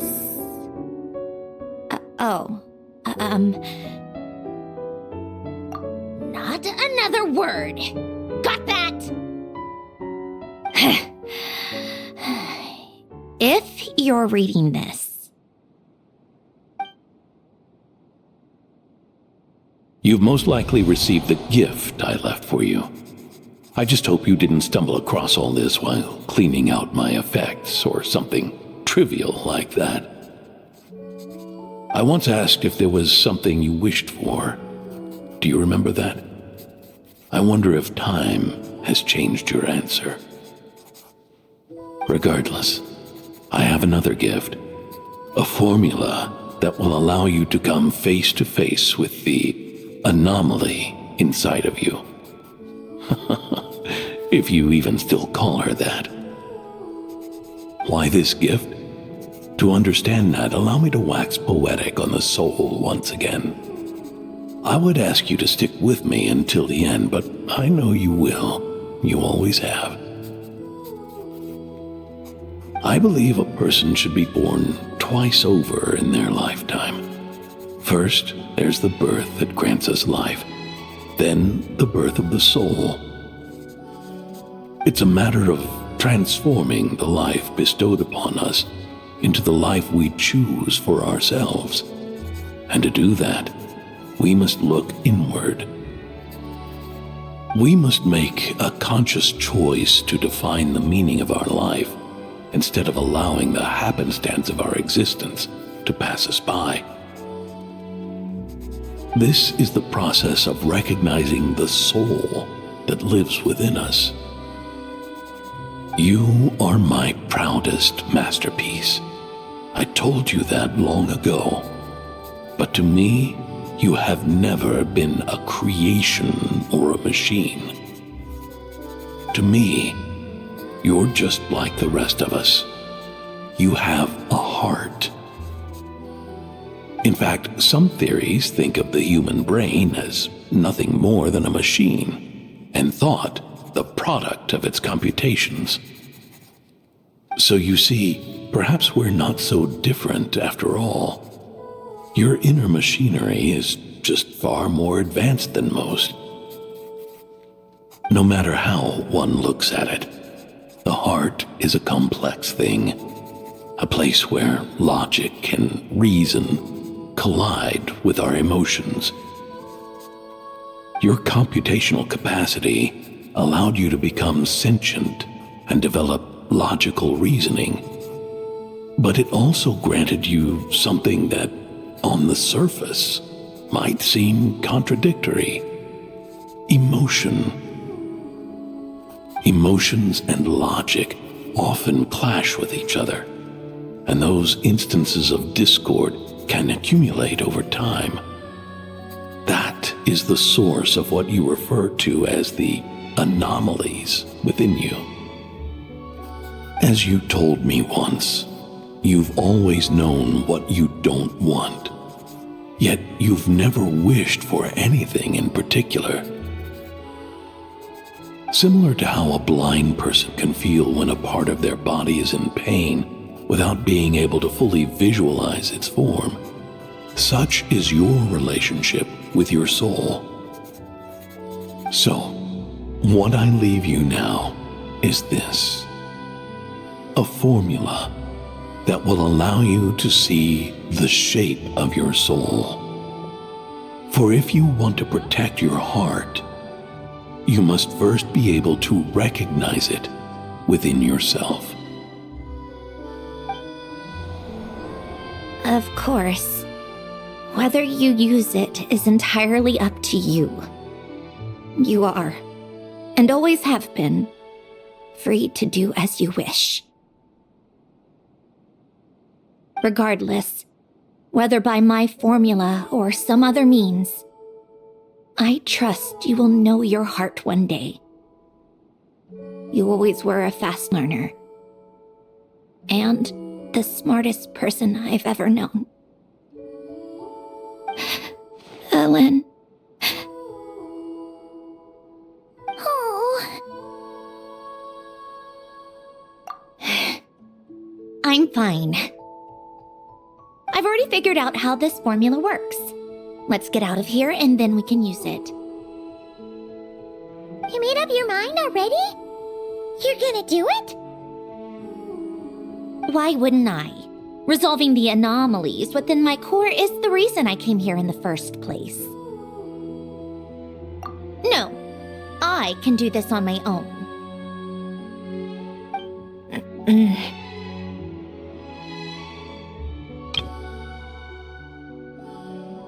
But, do you want to watch? What do you mean? I already know what anomaly I need to resolve. Like Alen said, she's an amalgamation of all the times my logic algorithms have clashed with my emotions. And by resolve, you mean that literally, or...? Yes. But if you, let us in like that, wouldn't that mean letting us see a bunch of your, inner thoughts and secrets? If what Alen said is true, then I'm about to be, born anew, or whatever. This is your chance to be lucky enough to witness it. Besides, you already read my whole diary. When it comes to keeping my innermost thoughts to myself, well, I think that ship has sailed. You really sure about this? How many times do I have to say it? I finally let you in as, friends, and you want to question it. I'm not gonna offer a second time. Enough with the mushy stuff. Just follow me.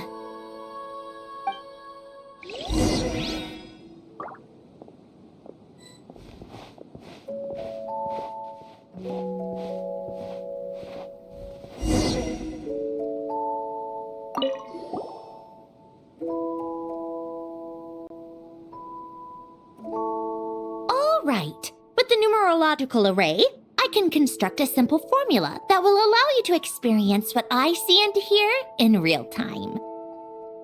Oh, just like St. Lolly's scent-sharing technique. Been there, done that. Huh!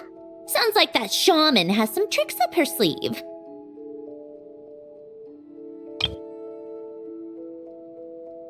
The arcane and the mathematical are both fundamental laws of this world. Being able to achieve a similar result through both isn't surprising. Anyway, let's get this show on the road. But no comments from the peanut gallery, okay? I know I offered, but I still don't want any interruptions.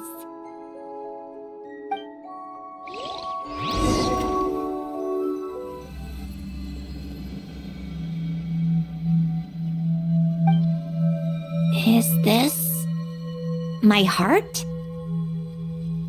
No, it's probably just the result of a lens formula. A space dedicated to resolving anomalies. Huh. But it looks like the walls are all... mirrors? You made it. About time. Is that me? From the past? You just spoke of anomalies. Well, here I am. What happens when emotion contradicts reason? Shall we sit down and talk?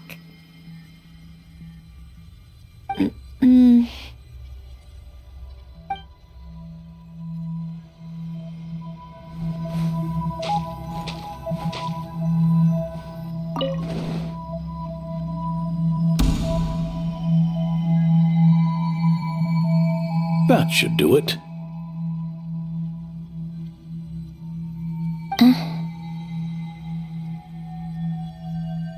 Hello, my name is Alain Guillotin. Can you hear me?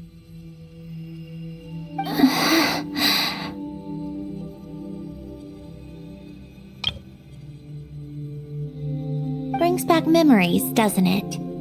The time we spent here. Here, I want you to have this. A notebook? You can use it to write things down. I don't need to write things down. I have unlimited memory. Even so, some things are more important than others, right? You can use it to write about the things that matter. So you wish me to carry out a basic priority sorting operation? I suppose you can think of it like that for now. But journaling is also an act of finding oneself. Much like we use wooden stakes to guide a plant to grow in a certain manner, what we choose to write down gives the soul much-needed direction. In the act of choosing what to forget and what to hold on to, we decide what kind of person we want to become. I don't understand. Like I said earlier, I don't need something like this. This is where we were born, where our life began. Mornings of tending to the garden, afternoons spent cleaning, reading, or studying, evenings of cozying up by the fire, listening to Alain share stories about his past. Alain. What is it? What are you drinking? Oh, this? It's coffee. It, makes me more productive. I want to try it. Oh, okay. Here.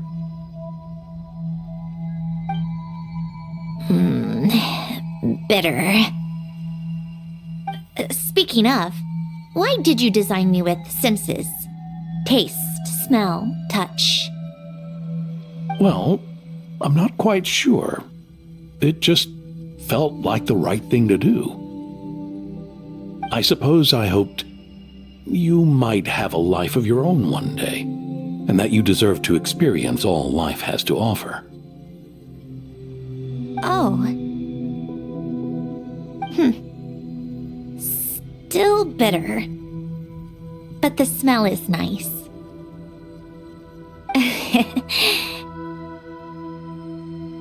I thought those peaceful days would go on forever.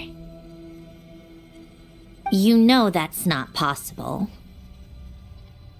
Maybe. But How was I supposed to know the end was just around the corner? That was just bad luck.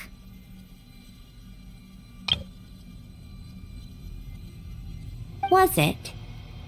Well, it certainly became a pattern, now didn't it?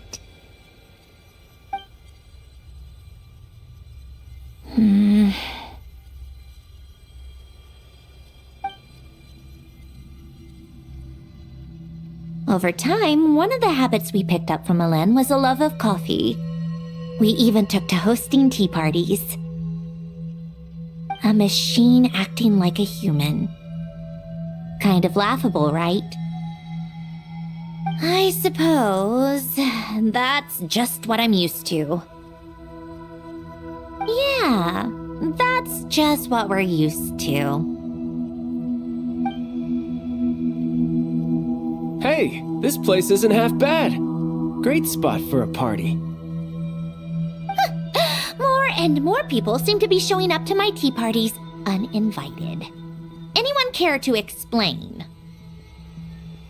Can you blame me? I saw Columbina leading Capitano somewhere, and I had to see what that was about. I had simply asked Columbina where I might find Arlecchino. I have business to discuss with her, and Columbina suggested looking here. Tartaglia and I were unaware that this was a private gathering. Apologies for the intrusion. It won't be for long. Whatever. Just add it to the list of annoying things that have happened today. What's one more? Since you're here, you might as well stay for a cup of tea. See? Told you she wouldn't mind. Much obliged, Sandrone. Well, look who we have here. Good thing I brought extra desserts. This has turned into quite the occasion. Capitano, I was just about to go find you. Pardon the intrusion. Rest assured, I won't sully your gathering with talk of work. We can have our discussion later. Spoken like a true gentleman. A certain unmannered 11th seat could learn a thing or two. You know, you really should start being nicer to me, Rosaline. Or I might just snatch that 8th seat right out from under you. I'd like to see you try. If you're gonna fight, take it outside. The only mess I plan on cleaning up is tea-related.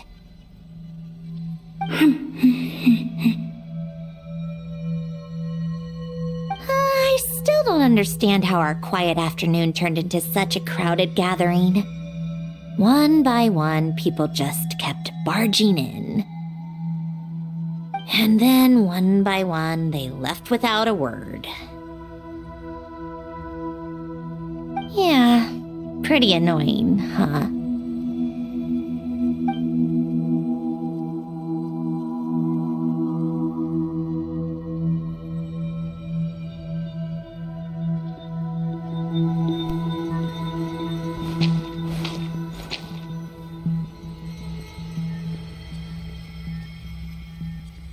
Of all my days with the Fatui, the times I spent with you, Arlecchino, and Rosaline, they were my favorite.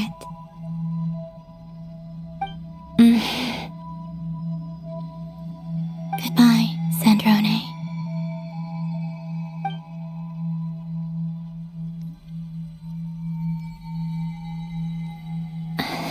Don't go, Columbina.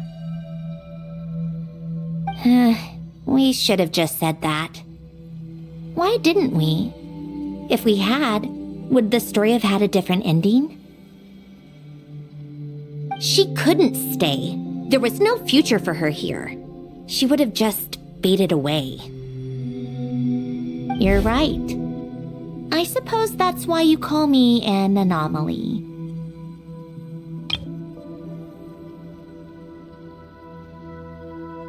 Every time you make a decision, there's a voice inside your heart. My voice, asking to contradict all logic and reason. Why didn't we make her stay? Is it worse to fight for something just to lose it? Or not to have fought at all? Don't you find it unfair?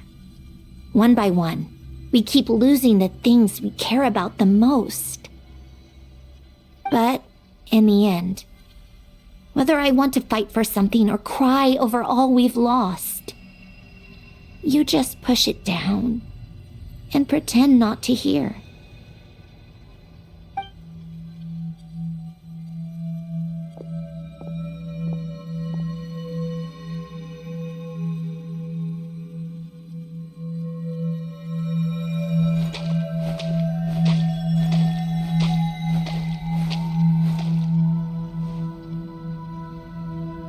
And now, even Polonia, the other half of Alen's legacy, the last remaining member of our family. Even Polonia is no longer with us. I did everything I could, but it's just like Alen always said. Polonia was one of a kind. There was no replicating what he managed to create. Don't you feel like our connection to the past is fading bit by bit? Like even the things we have left are slowly slipping away? I suppose. But you can't move through life without having to say goodbye. And even as we experience loss, there are always new things to be gained. Ever so logical. What's your take, then?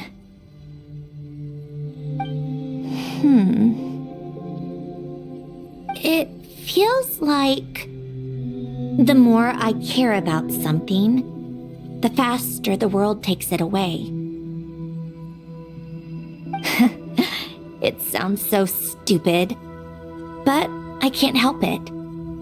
That's the hand life has dealt me time and time again. Why even fight for something that's just going to be lost in the end?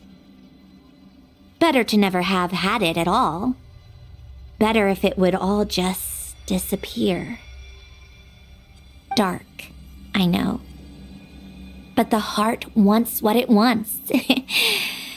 Maybe the stellar linchpin appeared because of me. Because of what I wish for.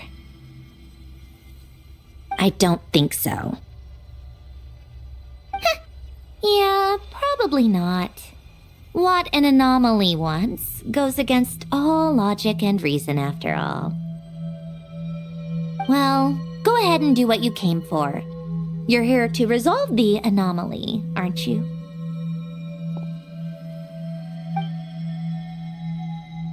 Yes. What's it gonna be? Keeping me imprisoned here like before? Or eliminating me entirely, like debugging a code? That might actually be a mercy. I don't care. I just don't want to experience the pain of loss ever again. Go ahead. I'm ready.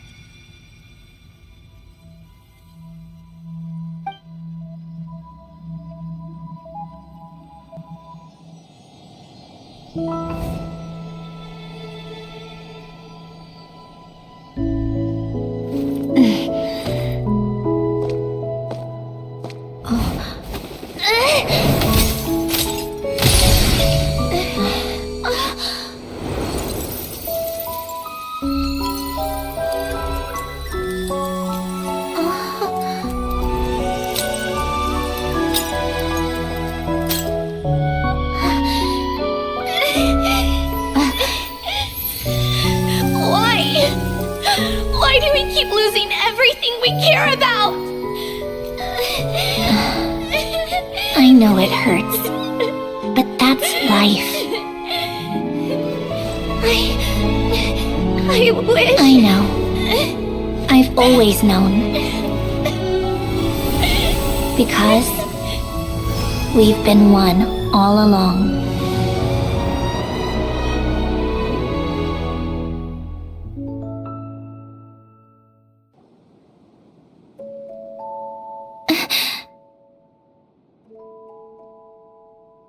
Oh, Sandrone!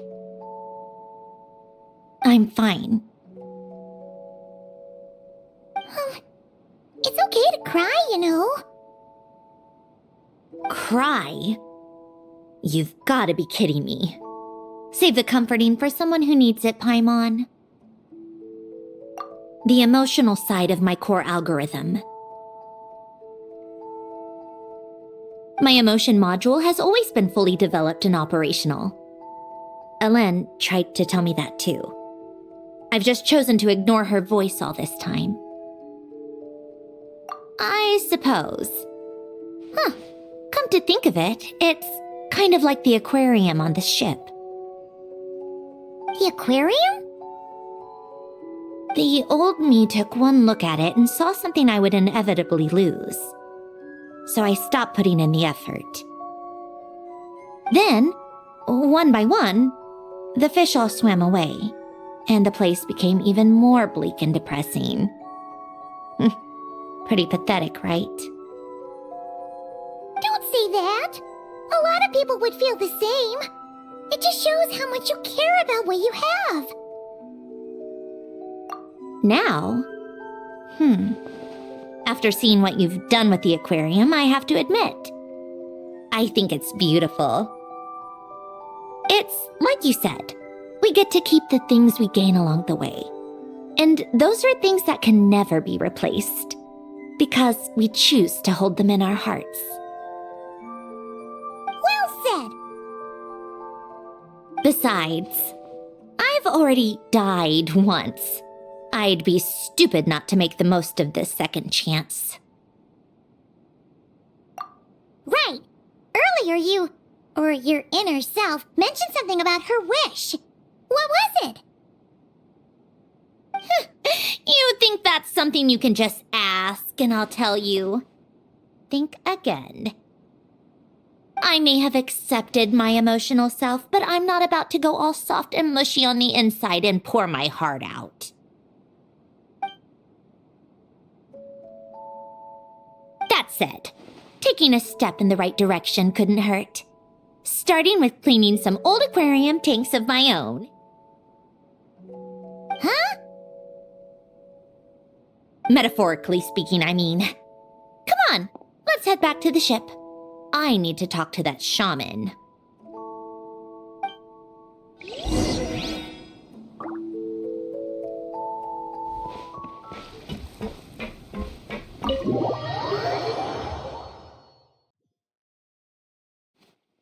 Huh? Resentful lost souls? You couldn't get comfortable sleeping near the Opera Epicles, right? Well, I bet that's why. The Fountain of Lucine is where all the water in Fontaine gathers. So that's where the emotions within the water converge as well. Hold on. If it's souls we're dealing with, feeling uncomfortable should have been just the beginning. I should have been able to hear their voices or something. And under normal circumstances, I'm sure someone of your talents would have. The problem is, these souls are no longer complete. Remind me how they ended up like that again? You mentioned something about them being split apart? Yes, it's called soul severing. Renee of the Nartsitzenkreuz Ordo came up with it. After learning of Fontaine's impending doom, Renee thought if he could find a means for the soul to live on in perpetuity, it might ensure the world's salvation. Soul severing was the first step of his research. Unfortunately, his theory of the four orthants was imperfect at the time, and a failure along the way caused his physical form to dissipate. Jakob, another member of the Nartsitzenkreuz Ordo, sought to carry on Renee's legacy and restore his physical form. He even used some of the people who stood in his way as test subjects for his research. By severing their souls? Yes. After Renee successfully awakened, The two continued their research, and all the severed souls ended up merging into Renee's consciousness. After you saved Fontaine by turning Fontanians into true humans, these souls returned to the ley lines. But the souls severed before Renee awakened had nowhere to go, doomed to forever wander the waters of Fontaine as listless spirits. Almost as if they exist outside the bounds of this world, unrecognized by the ley lines or fate. No wonder I couldn't sense them.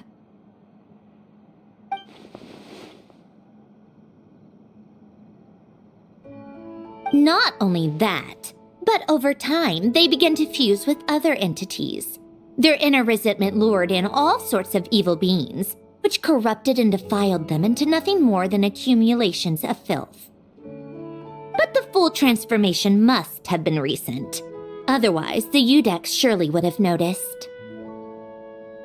Wait, no, he must know already. That would explain the underwater Melazine patrols. No wonder I kept running into officers from the Mara Chaussee Phantom earlier. In that case, let's go find Nervalette and we can sort it out together. No, not just yet. Why not? For one, the diplomatic castle alone would be a nightmare. Even though I haven't reported back to Snezhnaya yet, I'm not planning to leave the Fatui anytime soon. Besides, with me here, success is a done deal. Involving other people would just complicate things. All I need is for Miss Lolly to help pinpoint the location of this monstrosity. Think you can do it? With my eyes closed. This is what I do. I'm a lot better at it than manning a desk, at least. But, how exactly do you plan on resolving this soul stuff? Even to me, there's no obvious answer. Seems pretty complicated, all things considered. Just trust me. I have the perfect solution.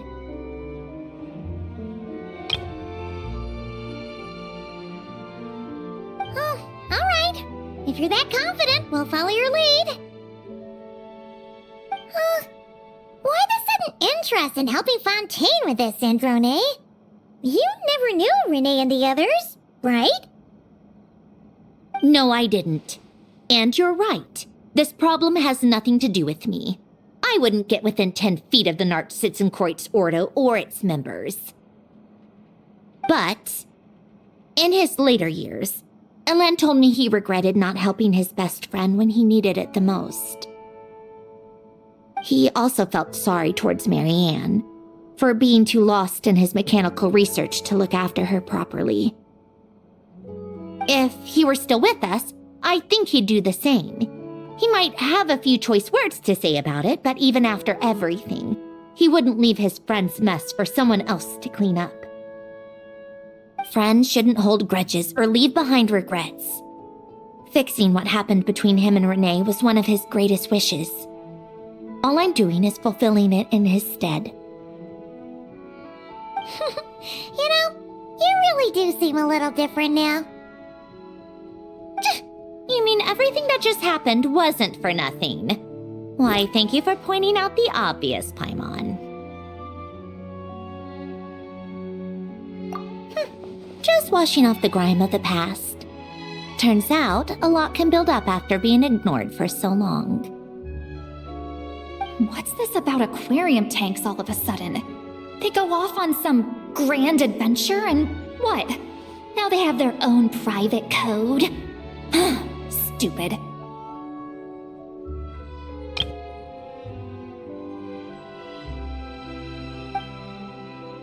All right then, Lolly. Tracking this thing down is up to you. Huh? Oh, right. No problem. You get this, Granny Eatsley! You! Come with me to Hotel de Boer for a drink. Right now!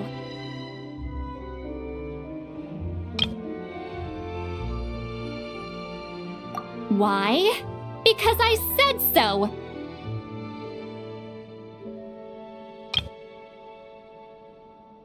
Miss Guillotin, I'll report back on the location tomorrow morning. Just need a drink or two first to bolster me up. Well, don't let me keep you. All right, you. Time to go. I've got scores that need settling. Huh?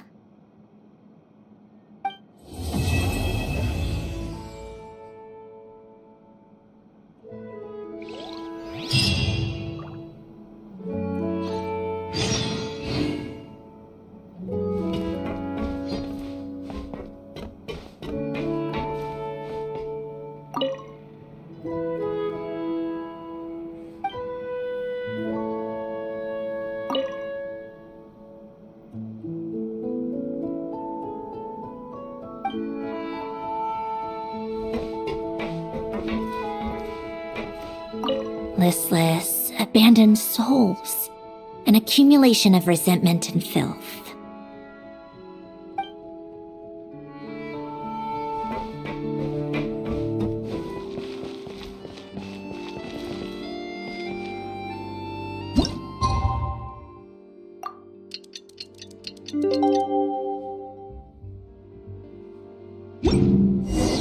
Time to meet up with Sandrone!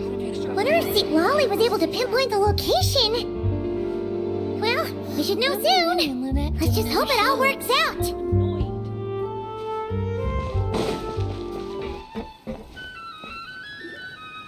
St. Lolly sure drank a lot last night, huh? Wonder if she's even awake. Good morning. Columbina! Oh, you sure know how to make an entrance. What are you doing here? We just finished filming a last-minute scene, so I came up to get some fresh air. The others are still down below discussing what the final scene should be. You mean, how it should end? Yes, they're torn between whether the heroine should reunite with her old friend or not. Ah, because the whole point is that she came to her friend's homeland to search for her, right? Oh, Paimon almost forgot the plot! Yes. Director Farina and Miss Chiori think a tragic ending where the two never meet would be more poignant. But Director Xavier thinks having the two reunite would make for a more touching and heartwarming ending. Me? I'm not sure. On a personal level, of course I want to see her again. Of course I want to experience that moment where we reunite, even if it's just for the cameras. But that means an actor would have to take her place, and that makes me feel... Oh. Huh? Yeah, don't look so worried. Making a film is supposed to be fun. Besides, it's all gonna work out. You can trust Paimon on that. Work out? How? Well, you know. Yep, exactly. Okay, I trust you. I'll just focus on having fun for now. Well, look who we have here. Traveler and Paimon. Oh, the lighting specialist and clapper loader that never were. Yeah. We kinda went AWOL, didn't we? Sorry about that. Seriously, don't worry about it. Everything's going smoothly on our end, so just do what you need to do. You seem to be in better spirits now, Miss Columbina. I apologize if our earlier discussion put you on the spot. It's okay, I'm fine now. The Traveler and Paimon talked me through it. So, what are your thoughts on the ending then? Should we have them reunite or not? We should tie everything up in bows. Huh?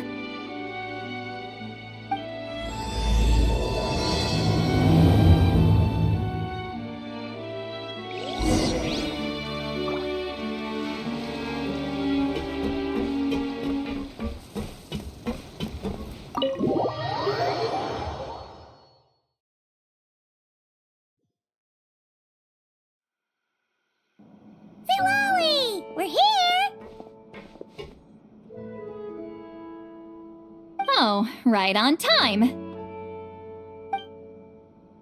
Well, yeah. We weren't the ones who drank our weight in alcohol yesterday. What? Are you suggesting Granny can't handle her liquor? It takes a lot more than that to get me drunk. Really? 'Cause, you stopped making sense after a while. Did I? Huh. News to me. I didn't say anything too crazy, I hope. Let's see. You spent half an hour bad-mouthing Auroron, half an hour complaining about work, an hour talking about light novels, and, Paimon kind of fell asleep after that. Are they gone?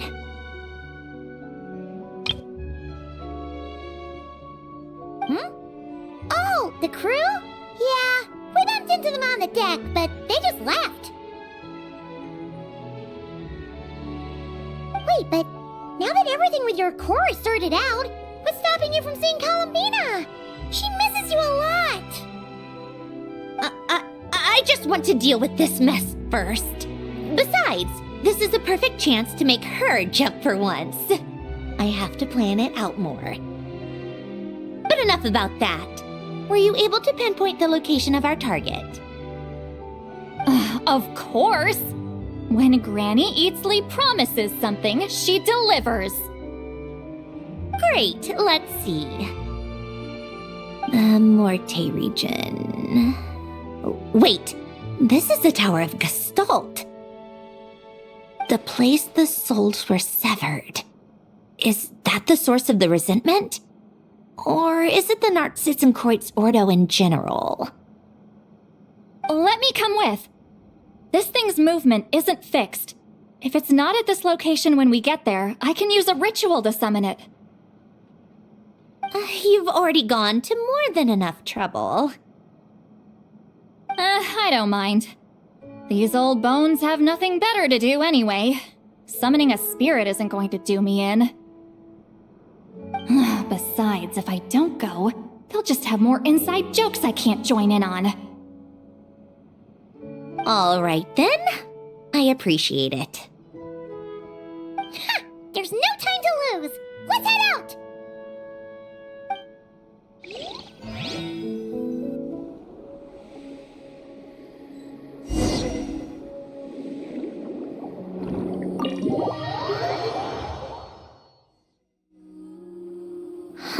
No sign of it so far.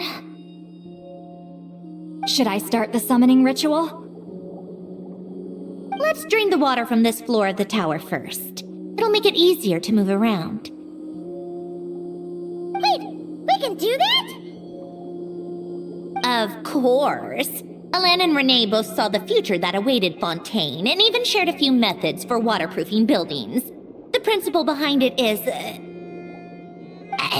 not important. Just unlock the mechanisms in the order I tell you.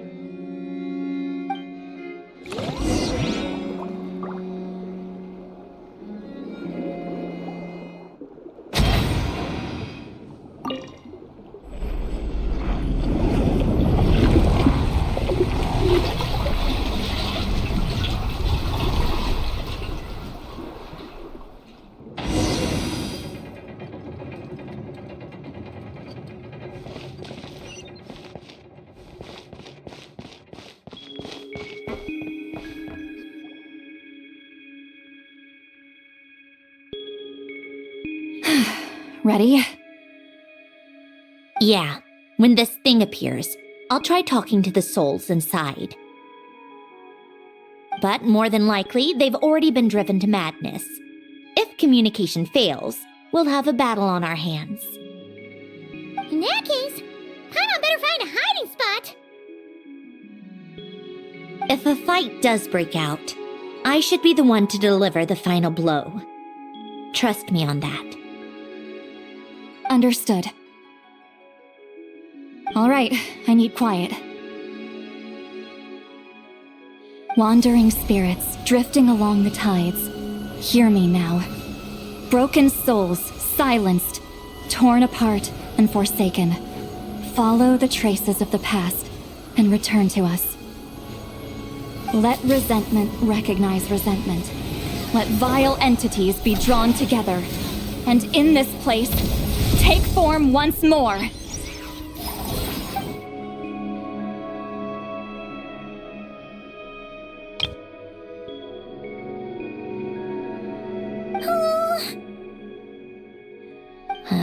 What now?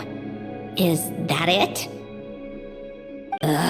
This is exactly why I deal in math, not magic.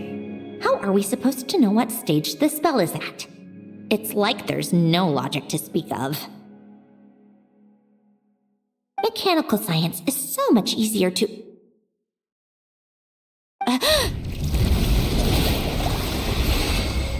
Watch out!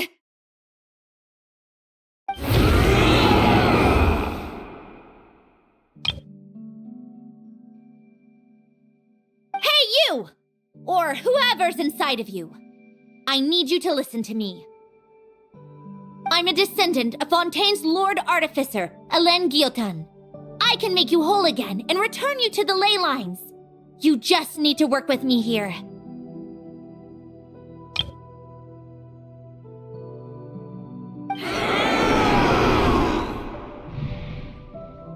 Citrone!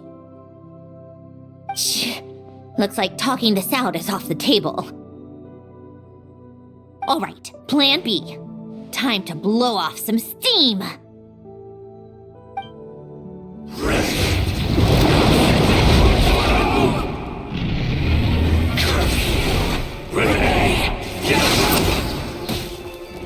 You're cursing out the wrong person. I didn't even know them.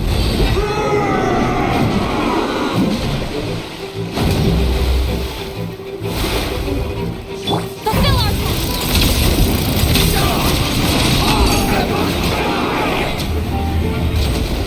Most of them already did. But you still have a chance to return to the ley lines and reunite with your families. Just work with me here.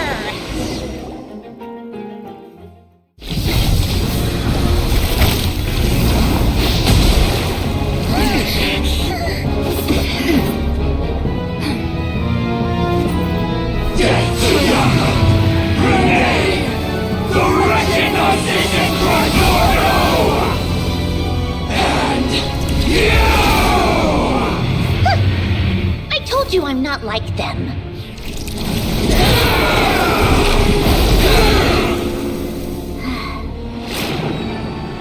I'm stronger. Inverted. World formula. Reversion.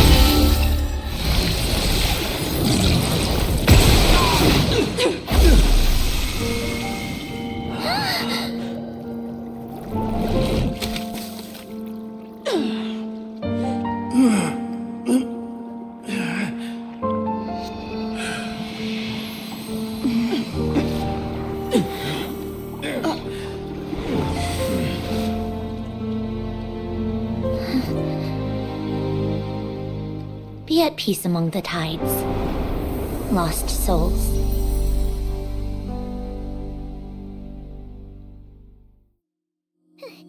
Is it over? Yep, told you it'd be a piece of cake. How did you do that back there? That creature was nothing special. Add a bunch of souls with nowhere to go, a touch of malicious energy, a few impurities, and a whole lot of resentment. And that's what you get.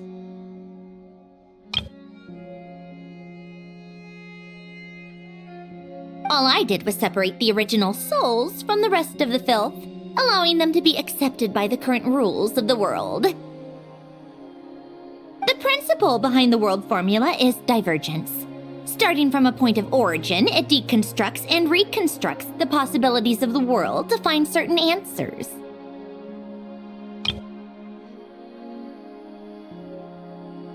So, it would follow that reverse calculating the world formula allows us to achieve convergence and restoration instead. Using a numerological array, I was able to do just that. It's similar to the concept of homological reduction in mathematics. I reduced them to the basic fundamental essence of their being without changing their underlying nature. That meant... never mind. Judging by all the blank stares, I'm guessing you don't actually care. I think I finally understand how Outlanders feel when I ramble on about shaman stuff.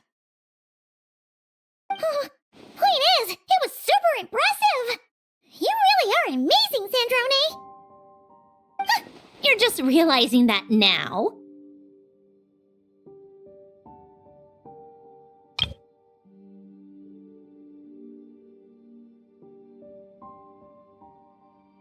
Ahem.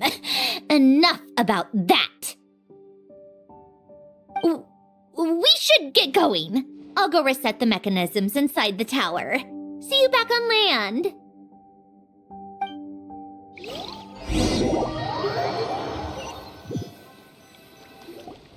Well, that's one old mess for the books. Glad to have that over and done with.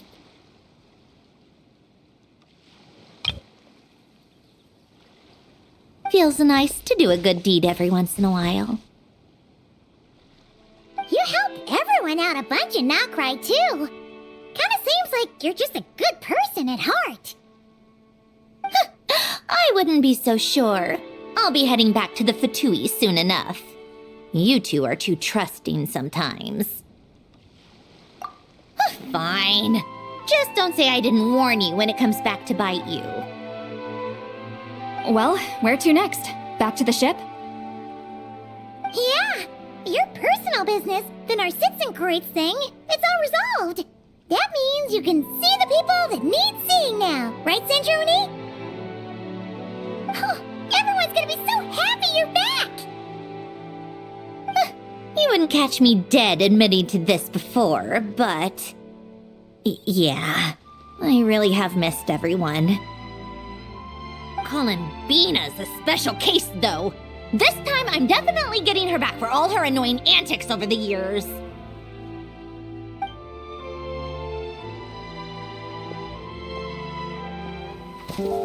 She'll sense me coming from a mile off. How am I gonna...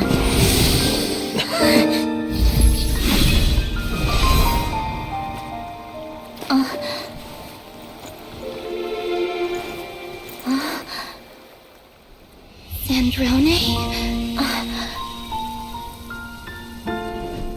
Is it really you?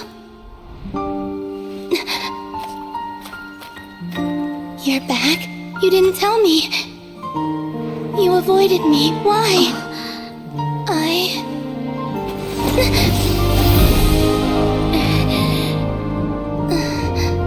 Sandrone? Now we're even. I missed you so much. That makes one of us, idiot. I'm here, Columbina.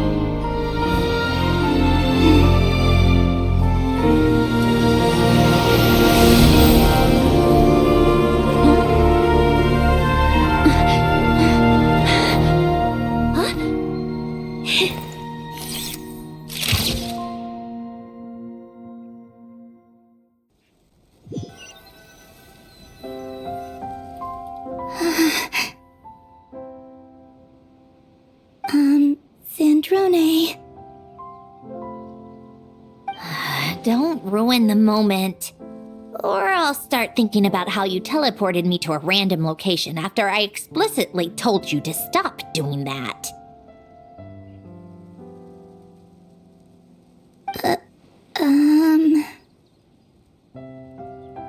And scene!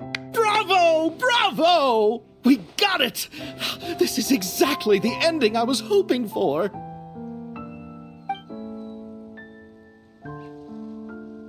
Huh? Where did you just go, Miss Columbina? You vanished! And then the next second you were back hugging this, new friend here.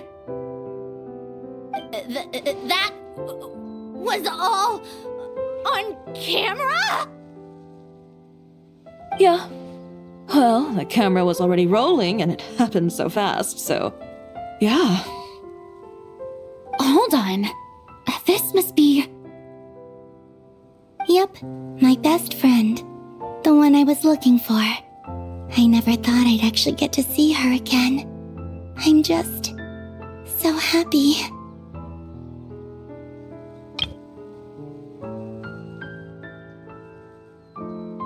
Plus, the film got a happy ending too.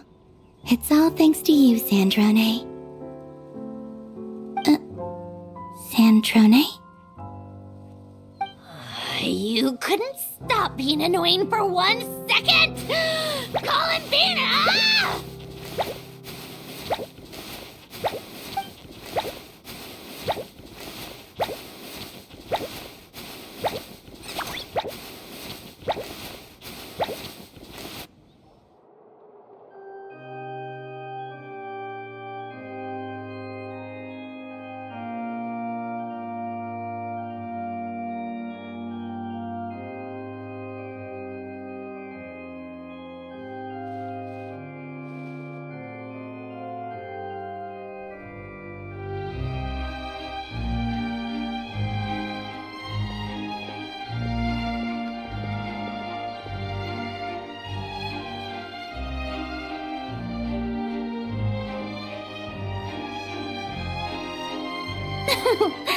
As expected, going to the opera house is the true way to enjoy a film.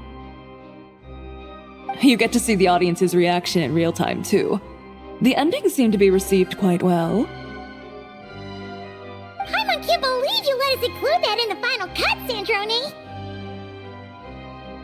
You even agreed to help us reshoot a couple of shots. Thanks a million. Most of it was caught on camera already, so it's not like I had much of a choice. Besides, the film I'm in is going to be anything less than perfect.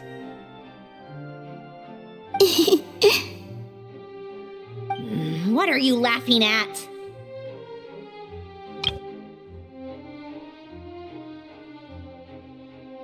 Nothing.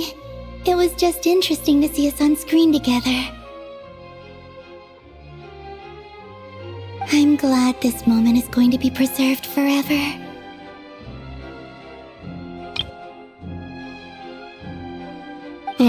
Just a pity we didn't take home the Farina Award this time around. Well, artistic films can rarely compete with commercial ones. You should have prepared yourself for this the minute you changed the script. True. Oh, did I hear someone mention the Farina Award? Come on, don't gloat! I won't. Our crew winning the Farina Award was a team effort after all. Costume design, script adaptation, ooh, and the practical effects were so realistic. The flames and explosions even made me jump while we were filming. A lot of the effects were based on actual items the Special Patrol confiscated from criminals. Who knew they'd serve another purpose, right? But it turned out amazing! Really brought the thrilling scenes from the novel to life. Fontaine's film industry is seriously impressive. Which film did you vote for, Silali? Isn't it obvious? Great Detective Herlock, of course! That's the whole reason I'm here! You all should be proud, though. A lot of critics are saying really good things about your film, too. Longing and loss, searching for something even after it's gone. It's a film that makes you think about life and how important it is to explore those themes. Well, that is what the art of storytelling is for.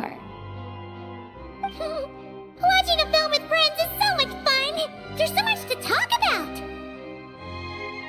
Ooh, let's throw a celebration later then! We're all old friends! Oh, we could find a place and chat to our heart's content! How about the Wingalette?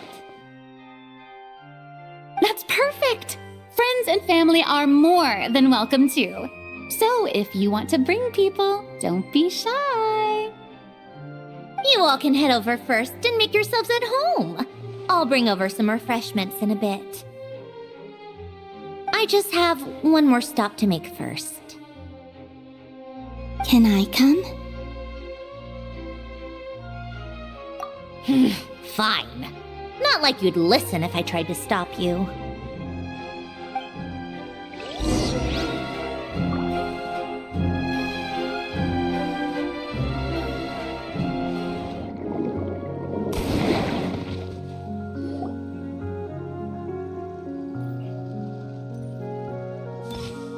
Wait, is this? Yes. Here lies Lord Artificer, Elaine Gaeltan. This is his grave. Oh. I'm sorry, Ellen. I'm sorry this is the first time I've been back since leaving Fontaine. I should have come to see you more often. I got your gift. I even cleaned up one of the Narcitzenkreuz Ordo's messes along the way. Our home is just as quiet and warm as it always was.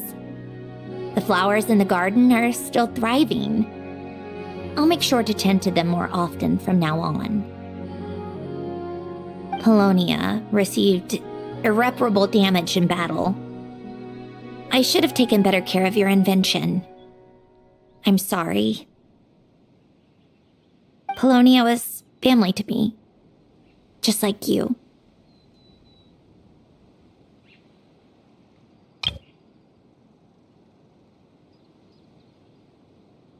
You always said I was a fast learner, but I'm not so sure.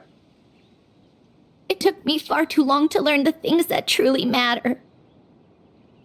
I never said this to you back then, but thank you for creating me, for giving me the chance to experience life. Being your family meant everything to me. Absolutely everything.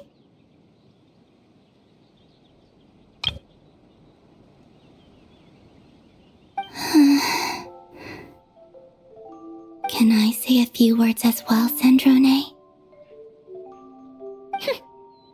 Don't need my permission. Hello, Mr. Guillotin. I'm Sandrone's friend. You don't need to worry. Sandrone is doing great.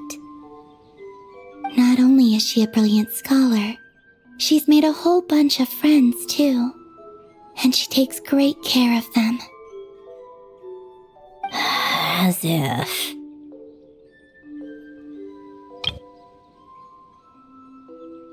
She'll never admit it, but she's always there when her friends need it the most. I wouldn't even be here without her.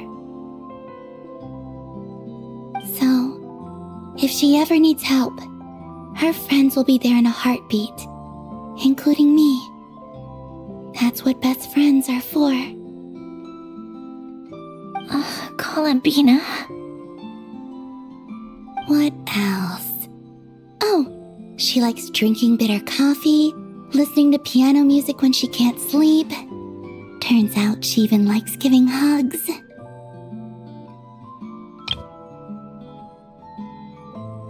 No, wait! Don't tell him all that!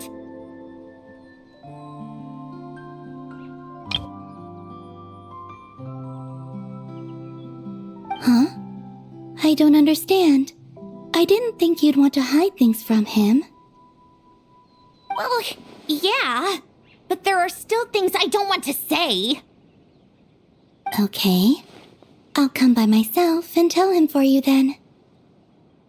That's not what I meant! All right. Enough with the speeches. If no one has anything else to add, let's just leave it there. Should we say a few words too? Kinda seems like Columbina said it all. Oh, great idea!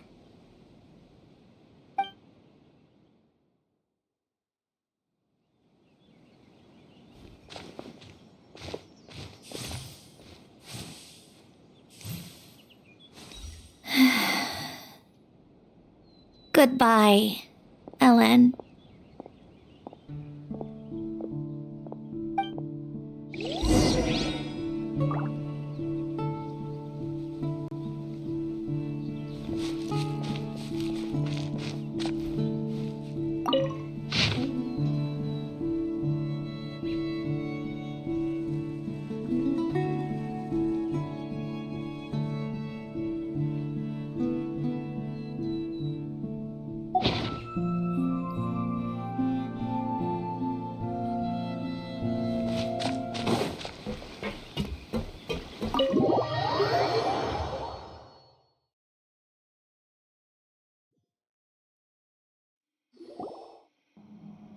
You made it! The party's already started. Oh, but, you didn't bring anyone else along? I thought you headed out to invite some friends. We did invite a friend, actually. She'll be here soon. She's even bringing some desserts to have over tea. You should join us later, Miss Farina. I do love a tea party. Then don't mind if I do. This seems like a fun occasion. Let's go talk with everyone. Good idea! We'll introduce you to all our old friends.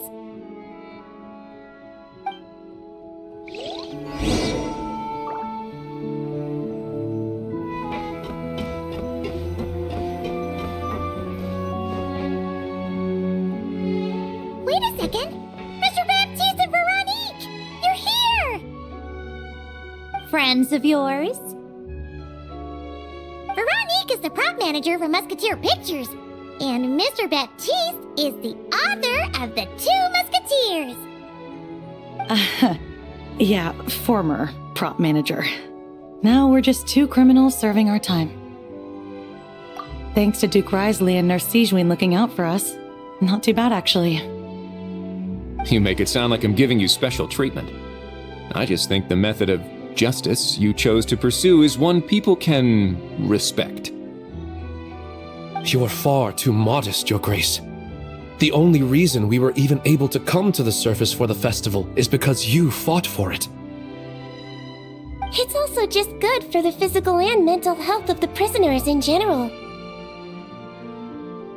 Anyway, I suppose I have you to thank for keeping the winglet in such good shape. I never knew she could look so striking. I didn't do anything special. It was mostly the Traveler and the others. Don't sell yourself short, Miss Guillotin. You are the current captain, after all. In light of that, I have to ask.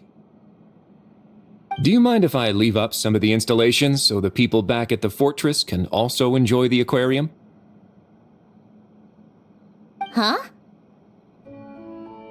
Like I said before, I just think it would be good for the inmates who clean and maintain the winglet to see their work put to good use. Besides, maintaining an aquarium is sure to be a lot more interesting than scrubbing rust off the walls and deck. Of course I don't mind. I'm grateful you even want to keep it. Great. Then it's decided. That's amazing, Sandrone. We should go hang out at the Fortress of Meripede later, then. You do know you just invited me to hang out in prison, don't you?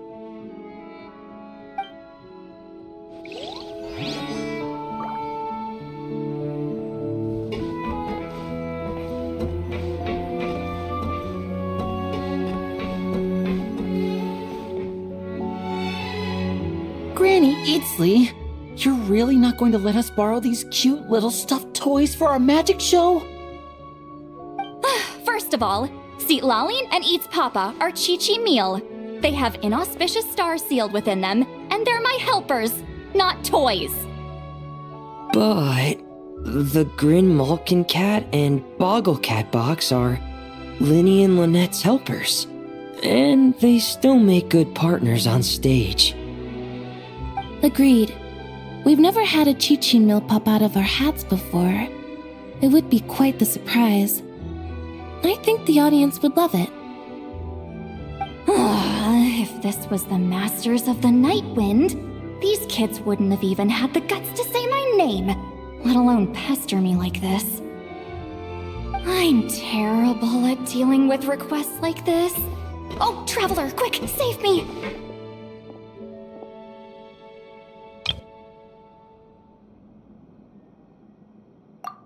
You think you're so funny. Lady Sandrone. Lady Columbina. Hello. Don't look at me like that. I don't have any mechanisms for you to break.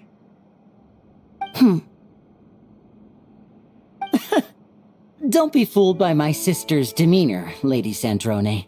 She's just as delighted as the rest of us to have you back.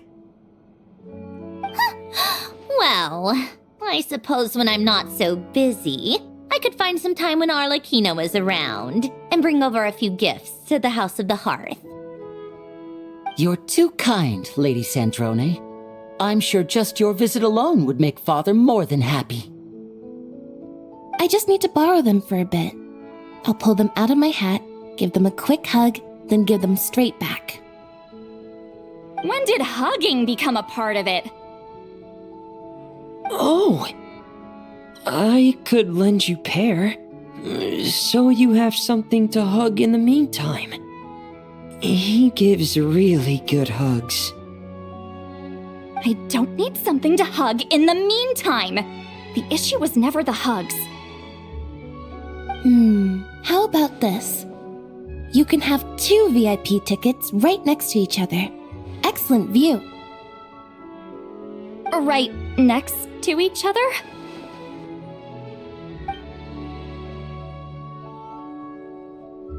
Yep, super quiet. No one will bother you.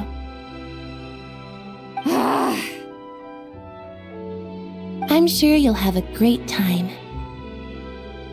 Fine.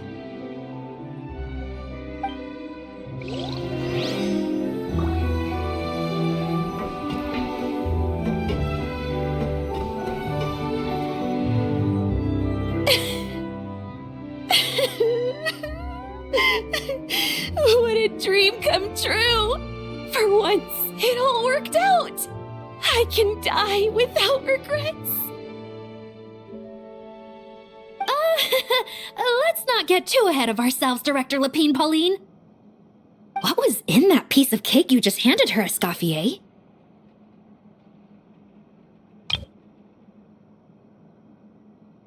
Maritime flowers, eggs, flour, same as all the other pieces.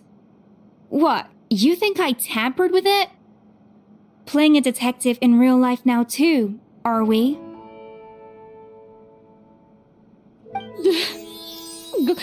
Oh, it's so delicious! I'm so happy! My life has peaked!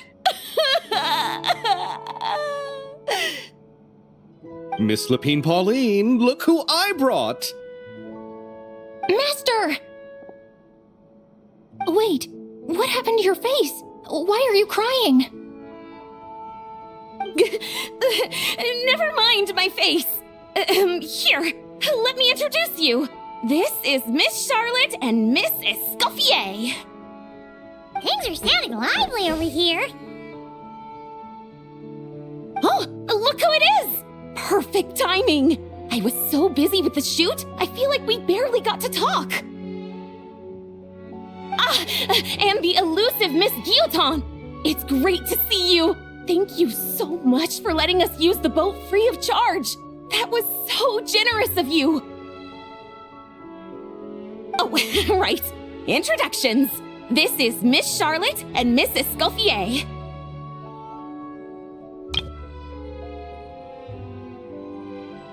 That's kind of you, but I didn't really do anything. If you want to thank someone, it should be the Duke or the people who keep the boat in such good shape.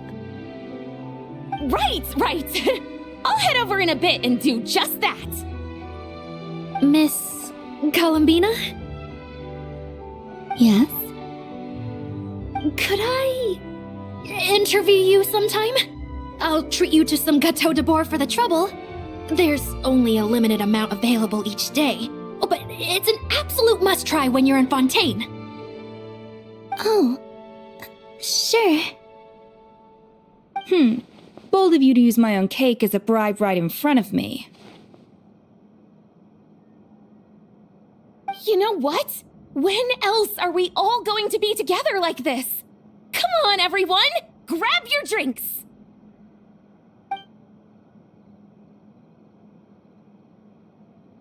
Are we going to toast? Yep! Come on, come on, come on! Sante!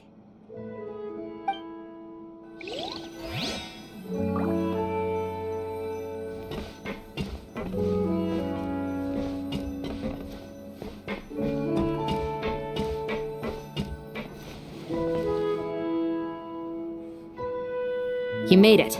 Sorry for starting the celebrations without you. No worries at all. We're just glad everyone's having such a great time. Oh, right. You've probably seen them around already, but let us introduce you for real. This is... Miss Columbina and Miss Guillotin, right? Oh, we saw the film you were in. It was so touching. Yep. This one started bawling her eyes out right next to me in the theater. I know. I didn't bring nearly enough tissues. Thanks. We saw your film too. I memorized all your names. Oh, guess we can skip the introductions then. Our effects were pretty over the top, right? Some of the extras in the big scenes were actual members of the Spina di Rosula. So basically, your contribution was creating realistic-looking chaos. That wasn't the only realistic aspect. Miss Chevres and Miss Emily were also kind enough to lend their expertise on criminal investigations and forensics. Oh, it was nothing. I was just honored to take part and help out. Wow! No wonder your film turned out so good! You basically had an expert in every field. Talk about a stacked crew! Oh, speaking of, want to join in on a round of tabletop troupe later, Miss Columbina and Miss Guillotin? I mean, what better place for a party than a party? Here we go again. That sounds interesting. Yes! Persuasion successful! What about you, Miss Guillotin? I guess one round couldn't hurt. Critical success!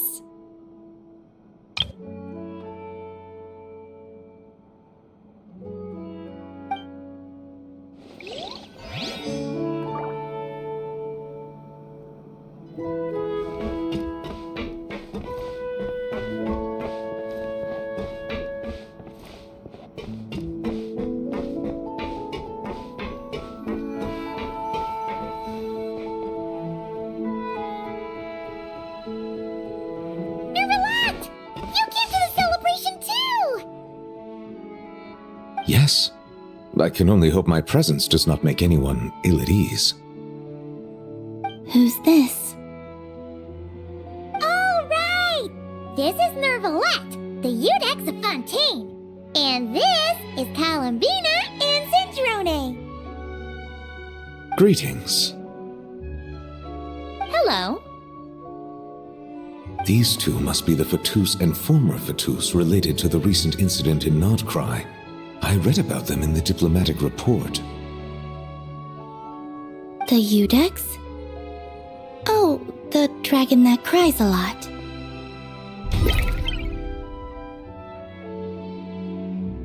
Oh, well... Jeez, Columbina. That's your takeaway from all those Fatui meetings? Seriously? Is that truly how I'm portrayed in the Fatui's intelligence? You must put a lot of people in prison then. Well, it would be more accurate to say I pass judgment on their crimes. All trials in Fontaine strive for fairness and justice, so as to avoid imprisoning the innocent. So, only the people who deserve it get sent to prison.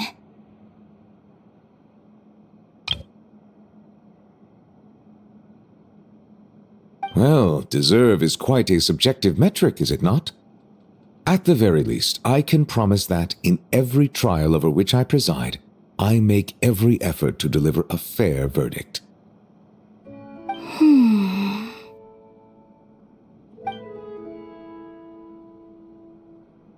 Yeah. Oh, for the love of... what is she doing now?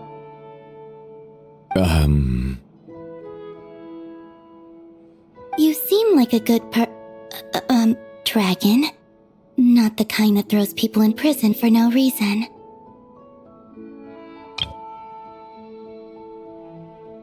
I think we can get along just fine. Thank you. Then she punched me because... Sorry, Nervalette. She thinks that's a sign of friendship. Where does she even pick up weird habits like that? I see. I believe I have observed people on the streets of Fontaine expressing affection in a similar manner. I suppose I now know what it feels like. Yes, quite abrupt. You know, these two are surprisingly alike. Oh, looks like Arlecchino's here. Come on, Columbina. Let's go have ourselves a tea party.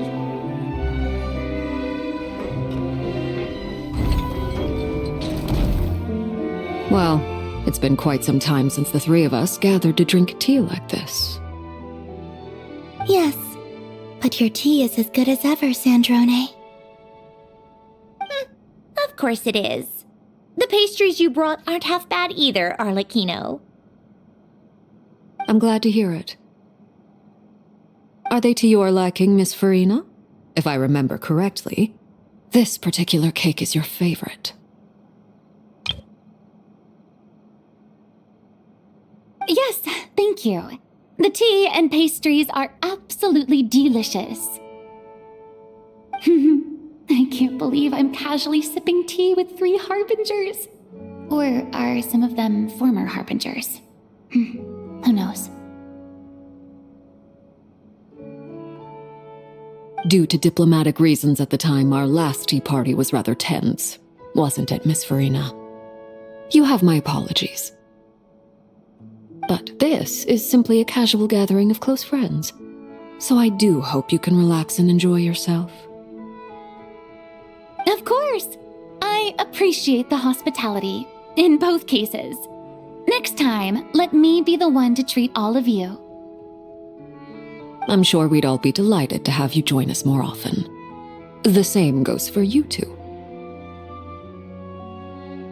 Of course we should do this again! We've all been through thick and thin together by this point. This is nice, Sandrone. It reminds me of the happy times back in Snezhnaya, when things were so lively. Yeah. To be honest, I never thought these gatherings would feel this lively ever again. Well, I think I speak for all of us when I say we're truly glad you're back, Sandrone. Me too. I've realized that holding on to what matters doesn't just mean protecting what you already have. By reaching out and striving for something new, you can gain much more than you think. No, that certainly doesn't sound like something the old you would say. Well, I'm only going to say it once, so don't get used to it. Who knows? Perhaps your tea parties will only get livelier from here on out. Once you return to the Fatui, we'll have more opportunities to keep in touch in any case. I want to spend more time together too, but I don't want to go back to the Fatui. Well, Notcry isn't too far from Snezhnograd. It shouldn't be hard to find a place where we can all get together. Oh, and then I can sing for you, or put on some of your favorite music, just like the old days. Speaking of music, I spotted a mechanical piano below deck. Is it yours, Miss Guillotin? Yes. Reclaimed, I suppose you could say. Why don't you play something for us? Huh? In front of all these people? Yes, why not? You play so well. Yeah, come on!